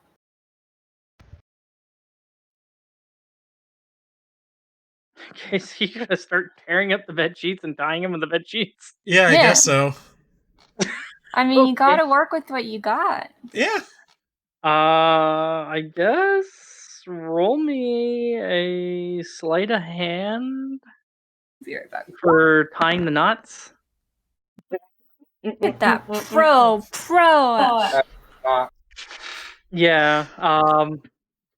Yeah. You basically like record time just basically hog tie this guy. The What a knots. shit time to get a 20, honestly. The knots on the knots seem pretty tight. Doesn't seem like he's going to be able to escape anytime soon. No. Especially with the way that you kind of coiled up the bed sheets after tearing them into strips to thicken them and give him some more strength. Yeah, it does not seem like he's getting out of this anytime soon. Says he's currently face down, butt naked, with a pair of underwear crammed in his mouth and a bed sheet wrapped around that, Uh-huh. and sobbing quietly into this mess I that would- he's found himself I in. would like to punch him till he is unconscious. All right, well, I would like to knock him unconscious, Hesper. He's basically prone. He is he's currently restrained, so that's basically any melee attack is considered a critical hit, and is not really a good way for him to get out. So it takes a couple of smacks. You're just like "Brat, brat, brat." It's punching him in the back of his head as his head slamming down Yeah. into the ground. Blood is starting to trickle out of his nose until eventually he just passes out. Okay, As you, not dying though. Not drying, but you've like thoroughly fucked his face. Great. Okay. It's all bruised, like one of the eyes is swollen shut. Remember to roll up on his side. I have a question, make sure Hesper. He's breathing. Make sure he can breathe. Yeah. Is there any way for me to use my thieves' tools to break a lock? Oh, why do you need the break? I would try say- to keep this room locked once I'm out of it. So you're talking about like yeah, I would say you could probably fuck up the tumblers or whatever, depending on your check. Would I be able to do that relatively inconspicuously? That would depend on a couple of situations. Let's say. Sick rolls. Yeah, basically. Depends on how well you roll and how shitty I roll, basically. You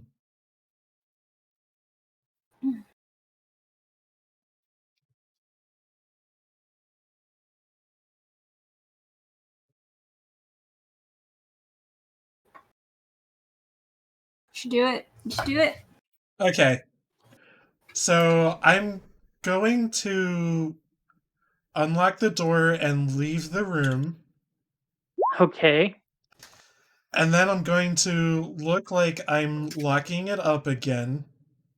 Okay. But I would like to break the lock in the locked position.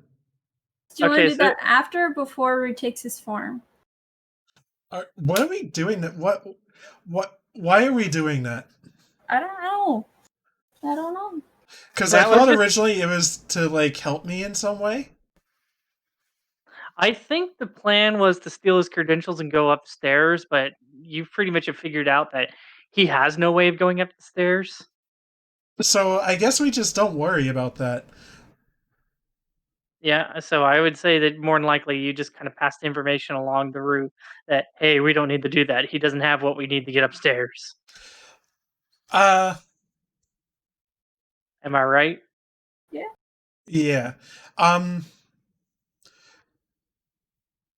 Could I possibly make a signal to my team and get them to be kind of distracting, like maybe start up a conversation with bartender or You kind of feel like it's not so much the bartender that you're worried about because of the room that you're at. It's more towards the back. Mhm. It's more random passerbys. Okay. I And can play music if you want. well, you Alright. don't know what's going on, Oh really, yeah, that's right. honestly, I'm to over tell you the here truth. sipping my drink.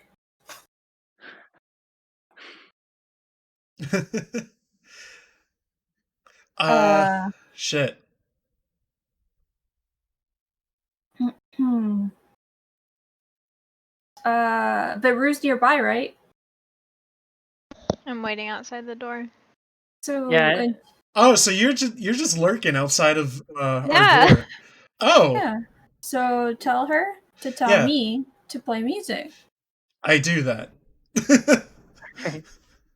Okay, So- I'm gonna cast sending and can't tell. cast- You can't. You can't cast You're right. I spells, keep forgetting. That's so annoying. Oh my goodness. All right, I go So- back Okay.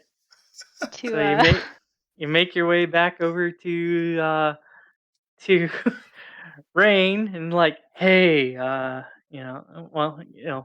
basically make your way back over the Raine, but like, hey, we need a distraction, play something. yeah. Okay. I'm gonna get my lyre and start playing a tune. I'm gonna Okay. help by doing a interpretive dance. I Okay. just click on lyre, right? Yeah. And And then use attribute charisma. charisma. Yeah. Feugy, roll me a performance.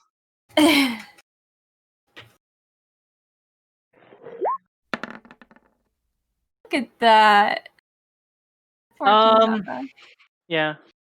Okay, so yeah, it's very distracting. More people are interested in the lyre than the random Interpretive dancing. interpretive dwarf dance.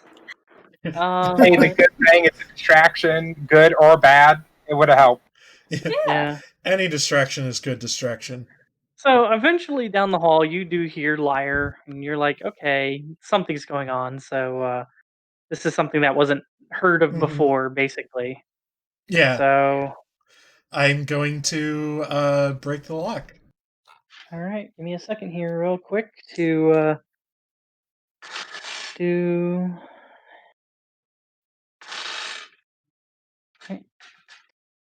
Okay. Roll thieves tools. Yeah, go ahead and roll it. Yeah, just roll it flat, I would say.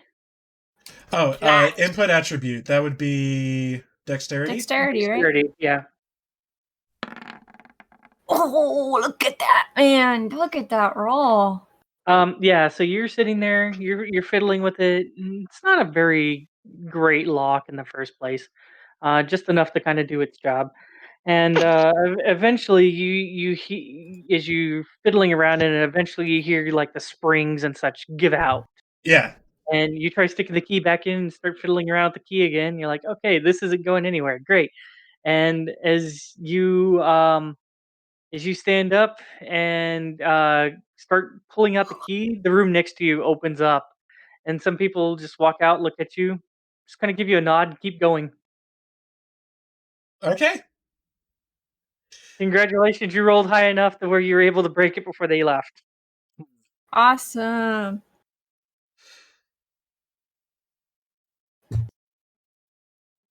All right.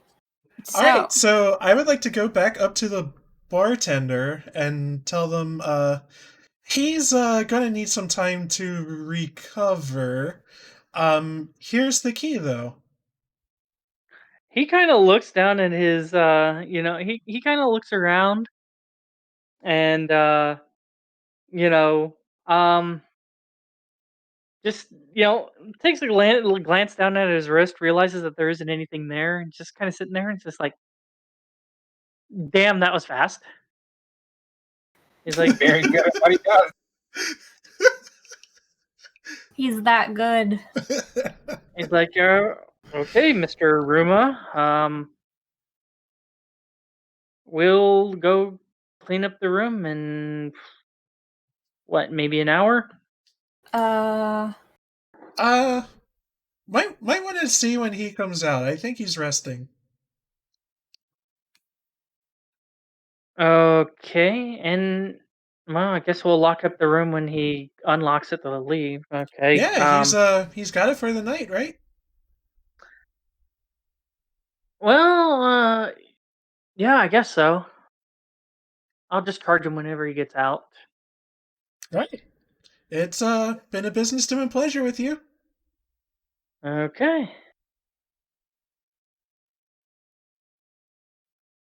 So now with you guys having a knocked out and detained half elf in a room with a broken lock.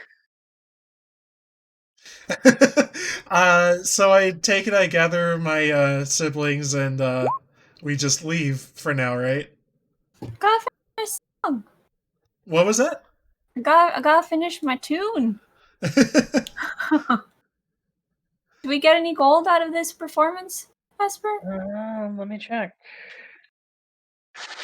Come on, Remy was like super cool with his interpretive dancing.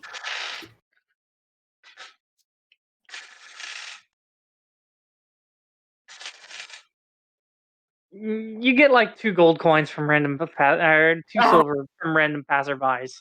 That's so sad. Alright. I'll take it. 2 silver. Add it to my coin purse. Alright, let's get going. Did we finish the bottle? What happened to my bottle? Ryan left it in the I room. took a big no, I took a big glug and handed it back to you. Did you? Oh, Okay. I thought Yeah. you had the bottle of wine when you were No, talking to him. I and took a then big you had glug the wine. because you know what I was gonna do. Okay. I'm gonna give the rest of my bottle to those other half elves that were around. What other ones were there? Or they There really weren't any other half elves. There's some There was humans. a big orc and, boy. yeah, There's some old ladies. I'll give it to the ladies. the old ladies. The older ladies. I'll be like, here you go. I didn't get to finish this and I don't want it to go to waste. Would you like to finish off my bottle? You know, one of them kind of eyes it and seems to be sniffing it and such. She seems to be making sure that you're not. They're not dumb. Let's put it that way. They seem to be checking it for possible tampering. Drugs tampering. I was drinking it Yeah. myself, so. Well, you never know. Anyways, and the other one goes, it's like, oh, isn't that nice? So, what are you here for? I was here just to, play a little bit of music and get a feel for this place. And I've had my fill. And I don't want this bottle to go to waste. I see. All right. Well, me and my sister will, we'll figure out something to do with it. Okay. Much appreciated. And, yeah, what would you guys like to do now? Is there still a mosh pit downstairs? It is still very rowdy downstairs. How are you gonna get out? It does not seem like it is quelling down any. Honestly, I'm feeling rather pleased with myself. I wonder if all we can do is go up. I wonder if these ladies would know how to get credentials to go up. I'm gonna stop for a second and turn back around and be like, actually, just one quick question. You don't happen to know any way to acquire some credentials to go upstairs, since downstairs is still rather rowdy and we can't seem to leave yet. Well, if you didn't have the credentials when you got in here to really get up to the next floor, you're Out of luck. generally, yeah, for the most part. I mean, Unless you manage to find a group that's generally from the higher floors who are willing to take you up there, but with things going on as currently they are downstairs, well, I don't really see that happening. You don't happen to know anyone that has credentials that would be willing? Well, I mean, you might have to ask around, but there might be somebody around here. I mean, not any of the patrons, I would say. You might want to. Well, Say the yeah. goblin is can't be persuaded with enough gold. Haven't really tried anything like that, dearie. Can't say that I have tried anything like that, but depends. You might be able to figure something out of him. Okay, but he's more approachable, would you say, Oh, then, than our friend below? right. Give me 1 second here.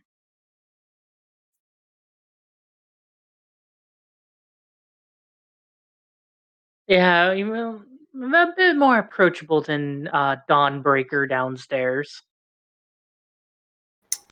That's agreeable. Okay, thank you for your time and enjoy your wine. We'll try to. Alright, guys, are we gonna try to bribe this goblin? Goblins are greedy.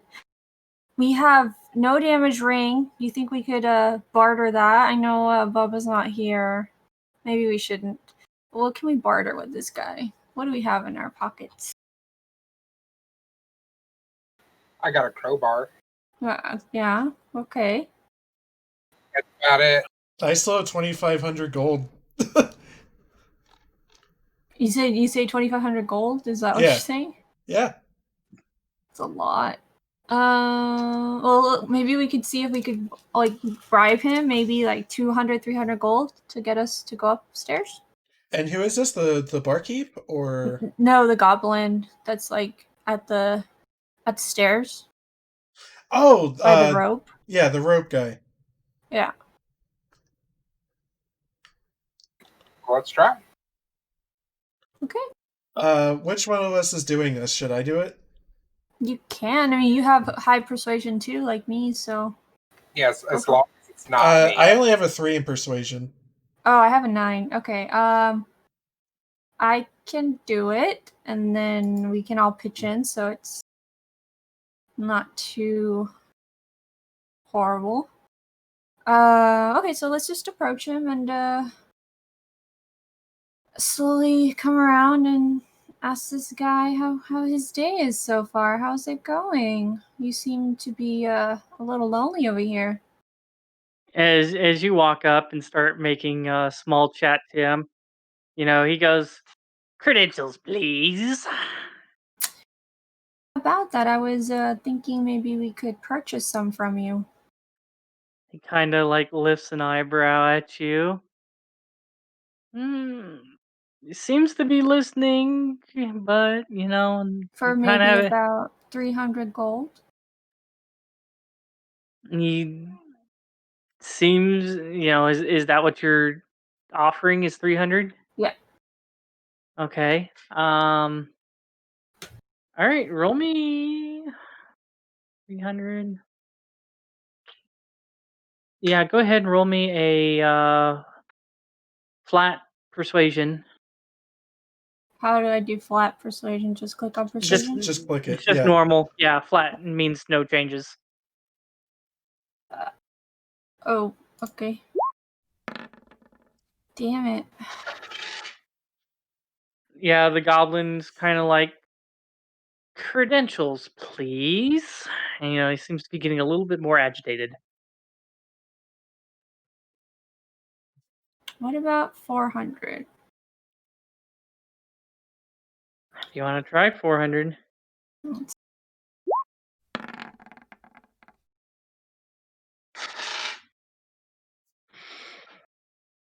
Okay, he kind of looks at you and kind of looking around, making sure. And you see here.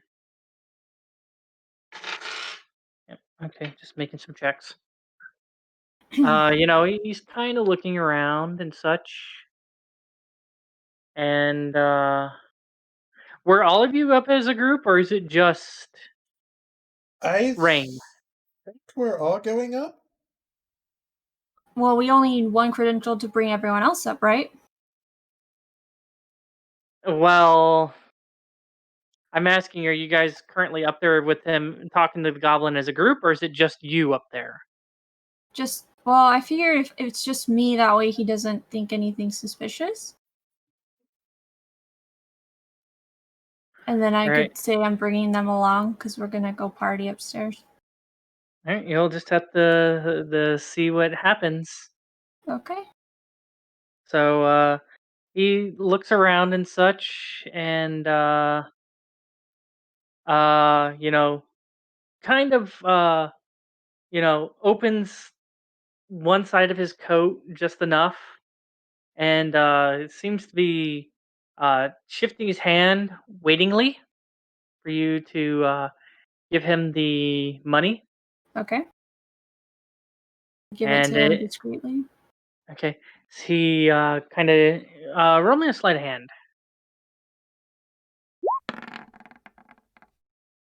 17. Okay, yeah. So he, takes it from you and kind of shifts it around in his coat, kind of making it look like, you know, he's, as close as he possibly can to, he's not carrying extra coins. He is as he is. So he, undoes the rope and motions for you to go in. And I want to bring those guys with me. We're gonna have a party upstairs. As you say that, he clicks the rope back across and he goes, credentials, please. Are you kidding me? You're talking for just one person. Ugh. And had everyone been there, then he wouldn't have budged. I mean, it is what it is. Fine, I'll go by myself. Okay. As he, undoes the rope and redoes the rope. I think the rest of And us just enjoy ourselves downstairs, I guess. I don't know. I'm gonna go turn around and do the sign 4 towards Ryan to tell him, like, it's 400 gold. Do you want me to follow you? Yeah, I made Okay. it kind of a look with my eyes, like, please follow. Okay. I would like to approach the Gobby okay. and tell him I want the same deal my sister got. Credentials, please. I pull out 400 gold pieces as my credentials. Persuasion. Oh, man. Hey!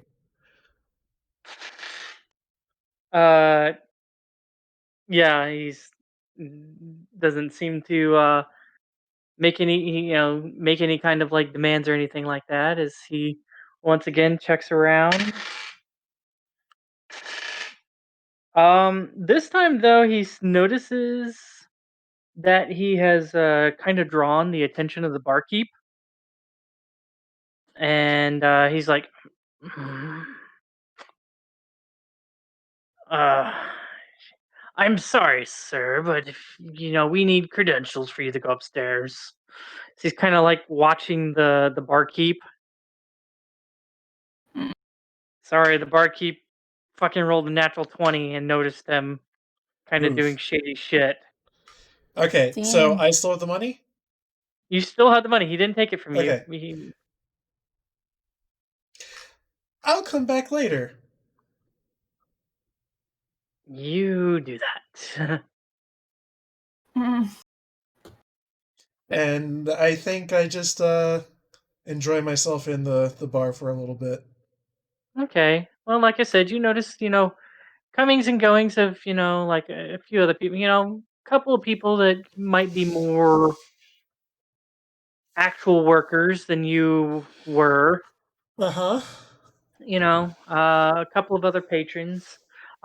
Still, like I said, pretty rowdy downstairs. Um, let's see here. Raine, as you're making your way upstairs. Yeah. Um, as you're making your way upstairs, there's actually, um, a fairly decently well dressed, um, dwarf actually coming down the stairs at the same time that you're coming up. Can I accidentally bump into him? I don't even know what the credentials are, though. Never mind. Carry on. Tell me what's going on with this well-dressed dwarf. Well, he's coming down the stairs as you're coming up the stairs. As you kind of both kind of meet. You both kind of in the middle of the stairs, and he's just kind of like, like like I said, he's pretty well dressed. Does he have, in a quick glance, does he have any like sort of bags that appear to be easy to grab? Because I'm going to try to accidentally bump into him and attempt to possibly snag it. Let's see here.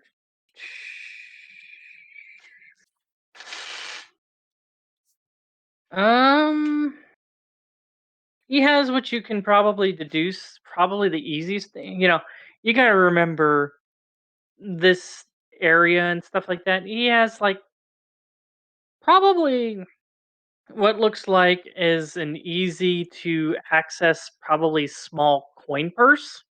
Yeah. Everything else seems to be very well tucked away.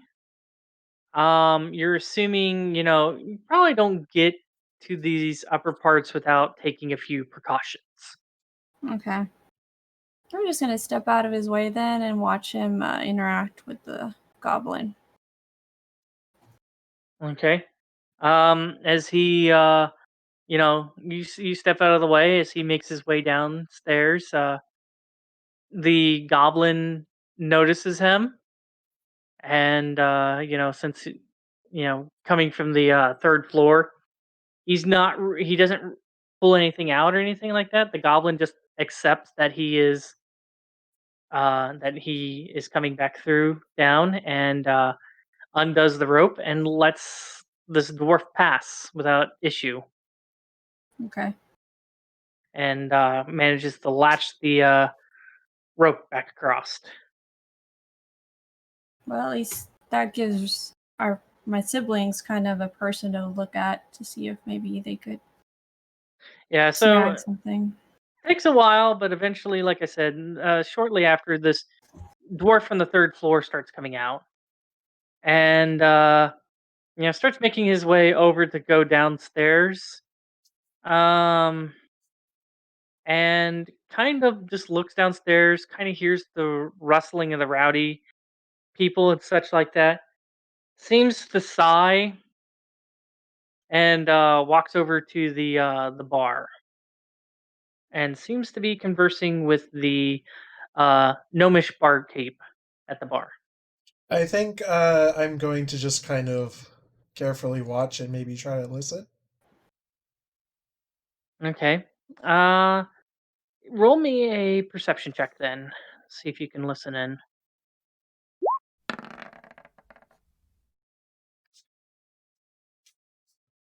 Okay. Yeah, I'm also going to listen in. All right. Roll me a perception check then. Okay. I want to listen too if everyone else is listening. All right, fine. Roll me a perception check. I'm not worrying about Bubba. Bubba's just kind of there to his own thing. I'm Roux, really into my glass of wine. yeah, kind of a little bit, Well, actually, no.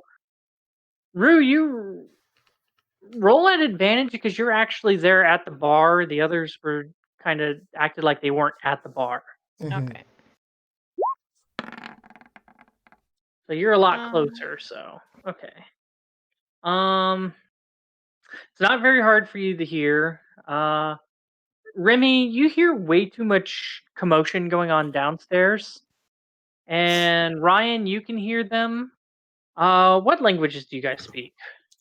Common and deep speech. Nope. Roux? Common, abyssal, and infernal. Nope. They're not speaking.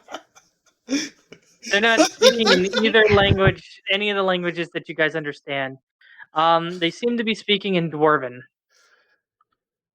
Remy can't hear him, right? Because Yeah, it's too so- much noise. since I Yeah, can't from where Remy's sitting, he can't understand what they're talking about because he hears way too much of the hustle and bustle going on downstairs. Well, I will, since I can't hear him, I will get up and sit next to Roux and just kind of small talk to Roux while trying to listen in. Okay. Well, with that, I'll keep your other perception roll. As you get closer, you can actually make out what they're saying. Pretty quiet. Basically, what they're talking about, the one dwarf is like, so how long has this been going on? The gnome is like, God, I don't know, 40 minutes or so.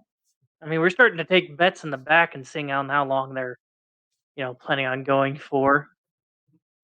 I wouldn't be surprised. There was that one that, God, remember the one that happened like 2 months ago? The dwarf just starts laughing. He's like, "Oh yes, the one where that bar fight wouldn't break up for 10 hours." 10 hours?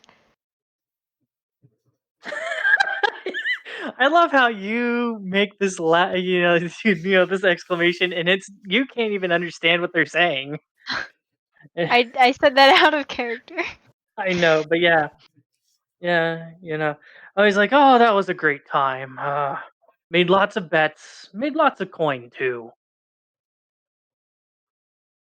Anyway, so didn't they have to? Yeah, and he's like, "Yeah, they had to get the ladder to let you guys out of here." Uh, I swear, sometimes that bottom floor, I you know he's Dawnbreaker's great at what he does, but sometimes, dear God, you get him in the wrong mood and all hell breaks loose down there.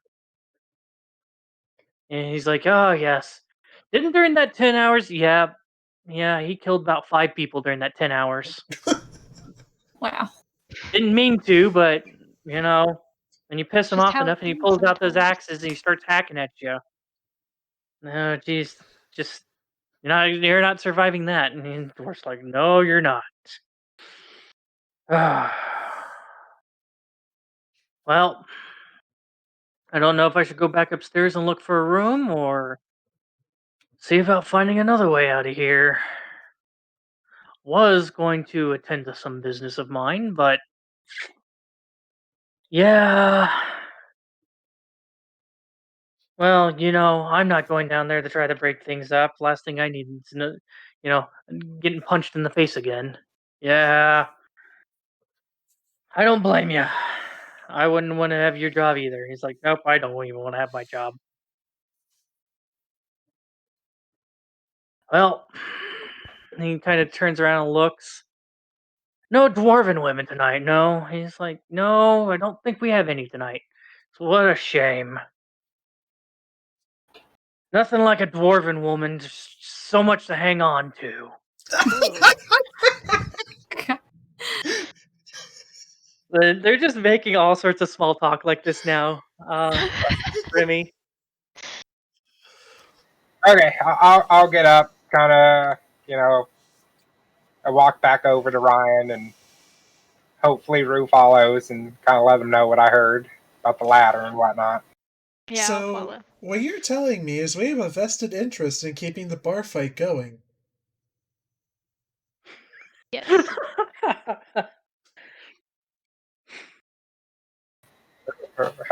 How do we do that, though?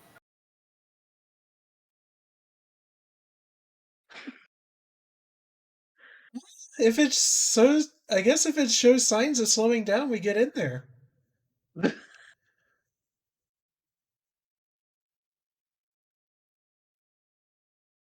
Well, Roux did hear that this dwarf doesn't know what he's going to do. He might have to go back upstairs and rent a room. Mhm. So, you never know. What do you guys want to do? I could try to flirt with this dwarf. Kind of start the whole process over again.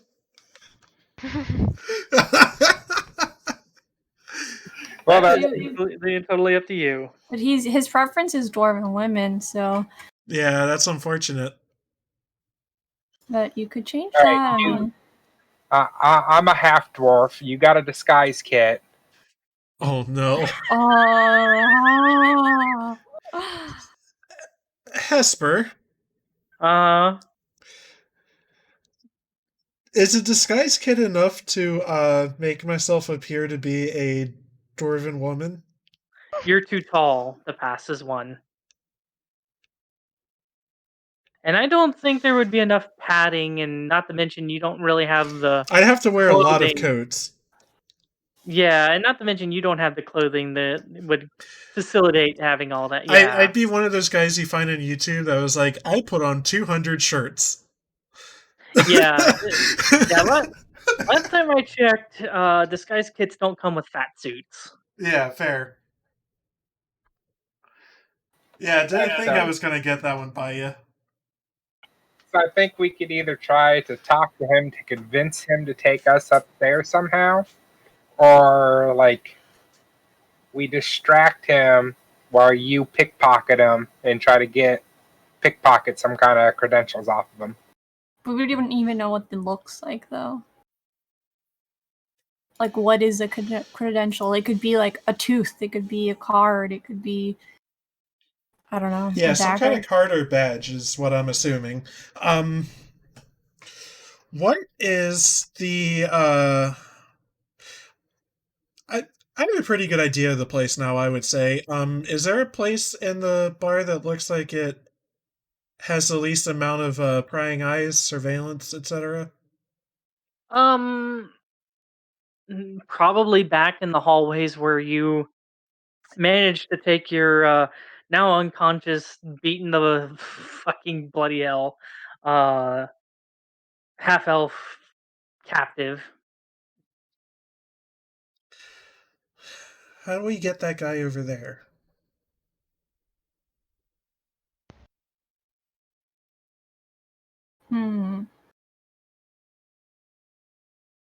Maybe. Oh, I don't know. I can't make suggestions because I'm like halfway up the stairs.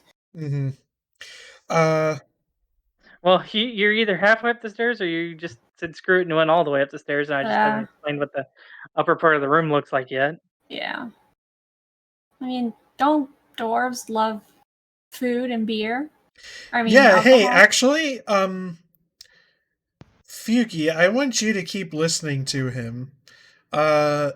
Because if he doesn't want what I'm packing, maybe he wants something else, like good drugs or something like that I can persuade him to come back to my room that doesn't really exist.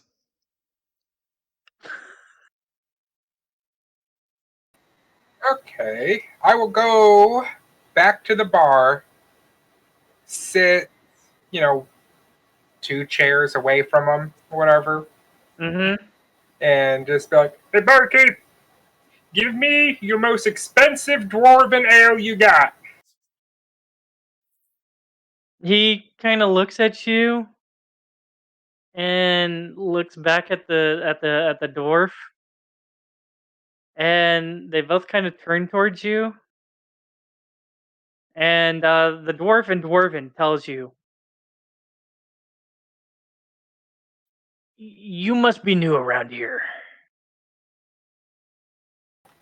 That I am.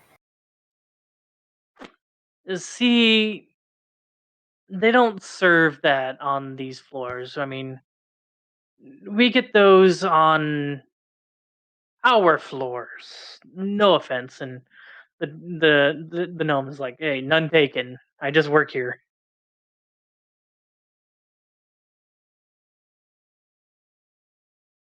But I do see that you have at least good taste. Even though you do look kind of odd for a dwarf. Yeah, I won't take offense to that.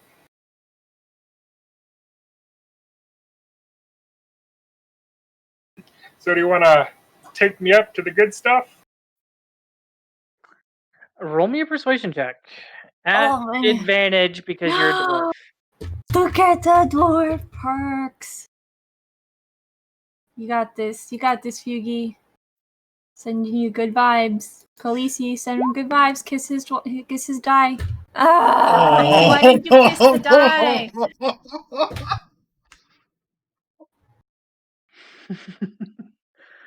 All right. So he looks over at you and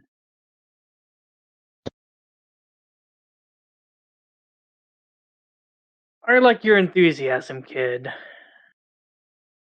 But it's not that easy. Well, what do I got to do? Because ever since I've got here, I've just been looking for some good dwarven ale. Well, I mean, if you're only here to drink, then you should have probably gone to the Drunken Donkey Tavern. That No, would have no, been no, no. Not just the drink, but hang out with some of the good folk.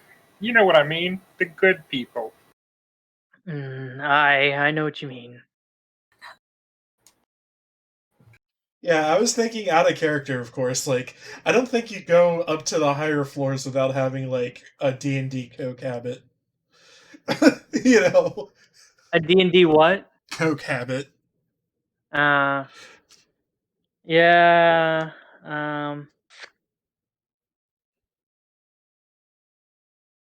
Let me ask you this: what can you offer? Just takes off shirt. I still got that crowbar. He said, "I'll go to crowbar." Oh man, I gotta walk away. Are you gonna pull out a crowbar and say, "I go to crowbar"? I've got some stories I could tell you. Well, we already got a pretty decent bard, who has their stories to sell. No, not barred fanciful stories. Some real stories with involving some good old dwarven women. Well, I mean, we all pretty much have those. Did you know what I mean?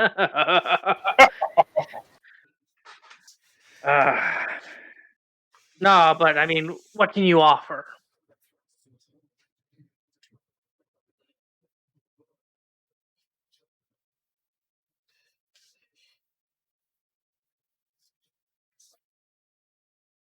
Either Feugy doesn't know what I'm talking about, or he's just really thinking. Error 404. Yeah, I'm really thinking. What do I offer? Tell him you got some of the good stuff back in your room.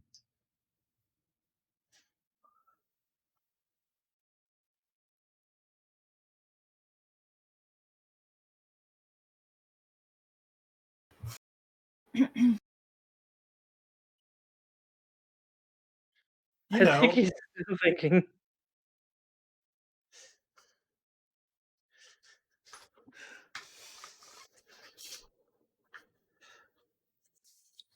Well, I'm looking to do some business. Aye, we all are. And make lots of coin. Yeah. Again, we all are.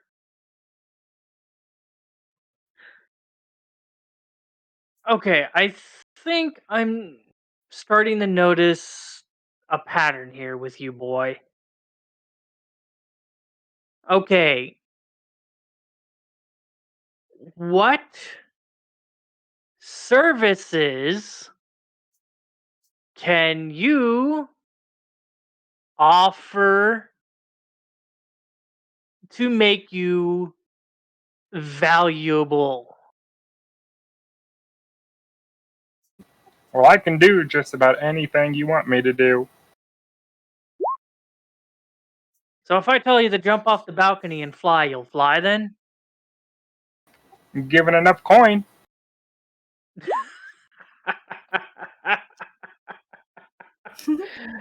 uh,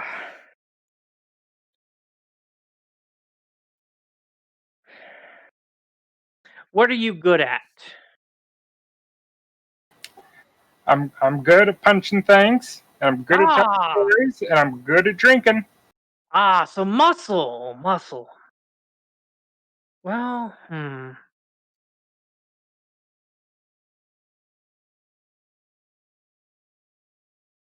Yes. And he seems to pull out a metal rod, and he holds it up to you, and he tells you to bend it. I bend it. Roll me a strength check. You got this, Feugy. I'm taking a couple of breaths on this one. Hoping the RNG doesn't screw you.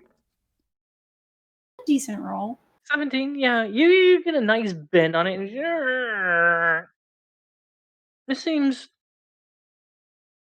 okay. You're not lying. You definitely got some strength You got behind a you. phone book? I'm good at phone books too. What's a phone book? A fantasy phone book. Oh, you mean a tome of calling? No, I don't have any.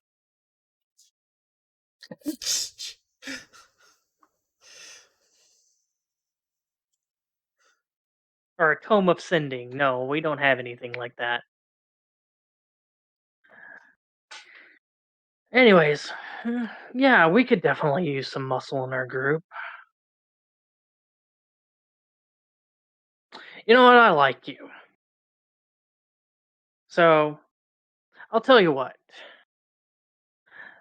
Since obviously I got quite a bit of time, and he looks down the stairs at the brawl that's still going on. How about I take you up, get you an interview? That sounds good to me. See if you'll fit with the rest of us. Well, hey, though, I got a bit of a crew with me. If you want, we all can come up. You know what? I like you, so sure, we'll try all of you. See how it works. Wow. Woo! And as he gets up, and he like I said, this whole conversation's been held in Dwarvish, so or Dwarven.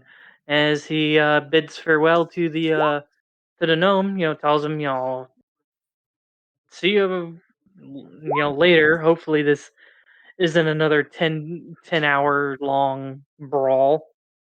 Though he did make some good coin last time that happened. As he,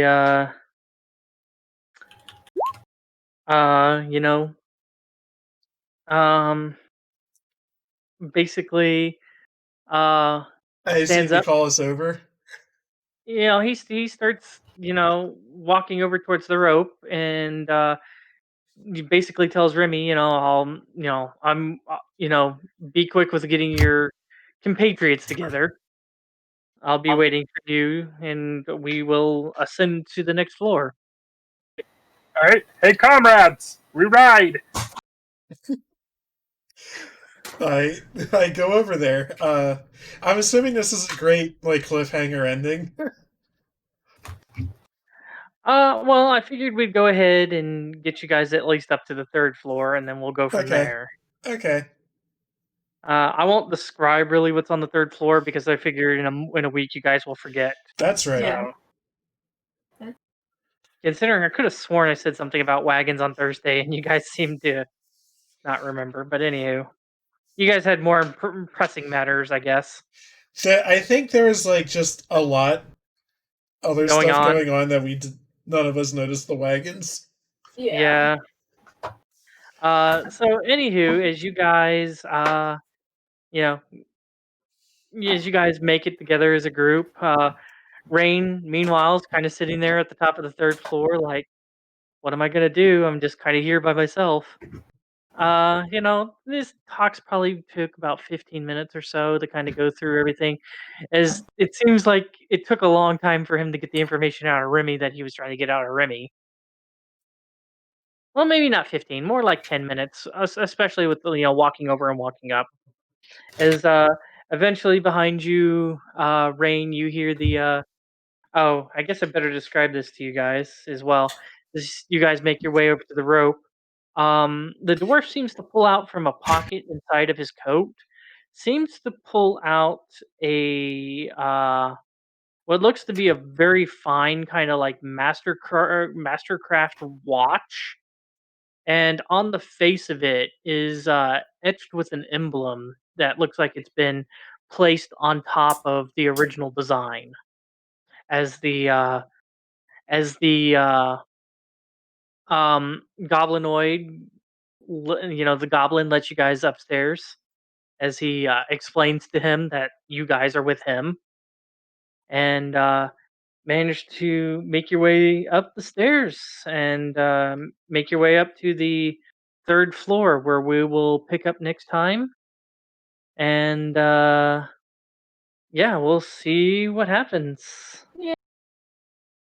Know what the fuck I'm gonna do. Yeah. Gotta Well, sleep with some people. you're up there with your siblings now, so Yeah. as you're just kind of sitting there like, what do I do? And all of a sudden, this dwarf that you passed in the hallway comes up along with your siblings in tow behind him. Also, we have the thing. ticking time bomb of the guy I punched out in a room. Well, you did break the lock, so Yeah, It'll be and a he's while. unconscious. Yeah, it'll be a while. We're up on the higher level now, though, so we're good. Mhm. all right.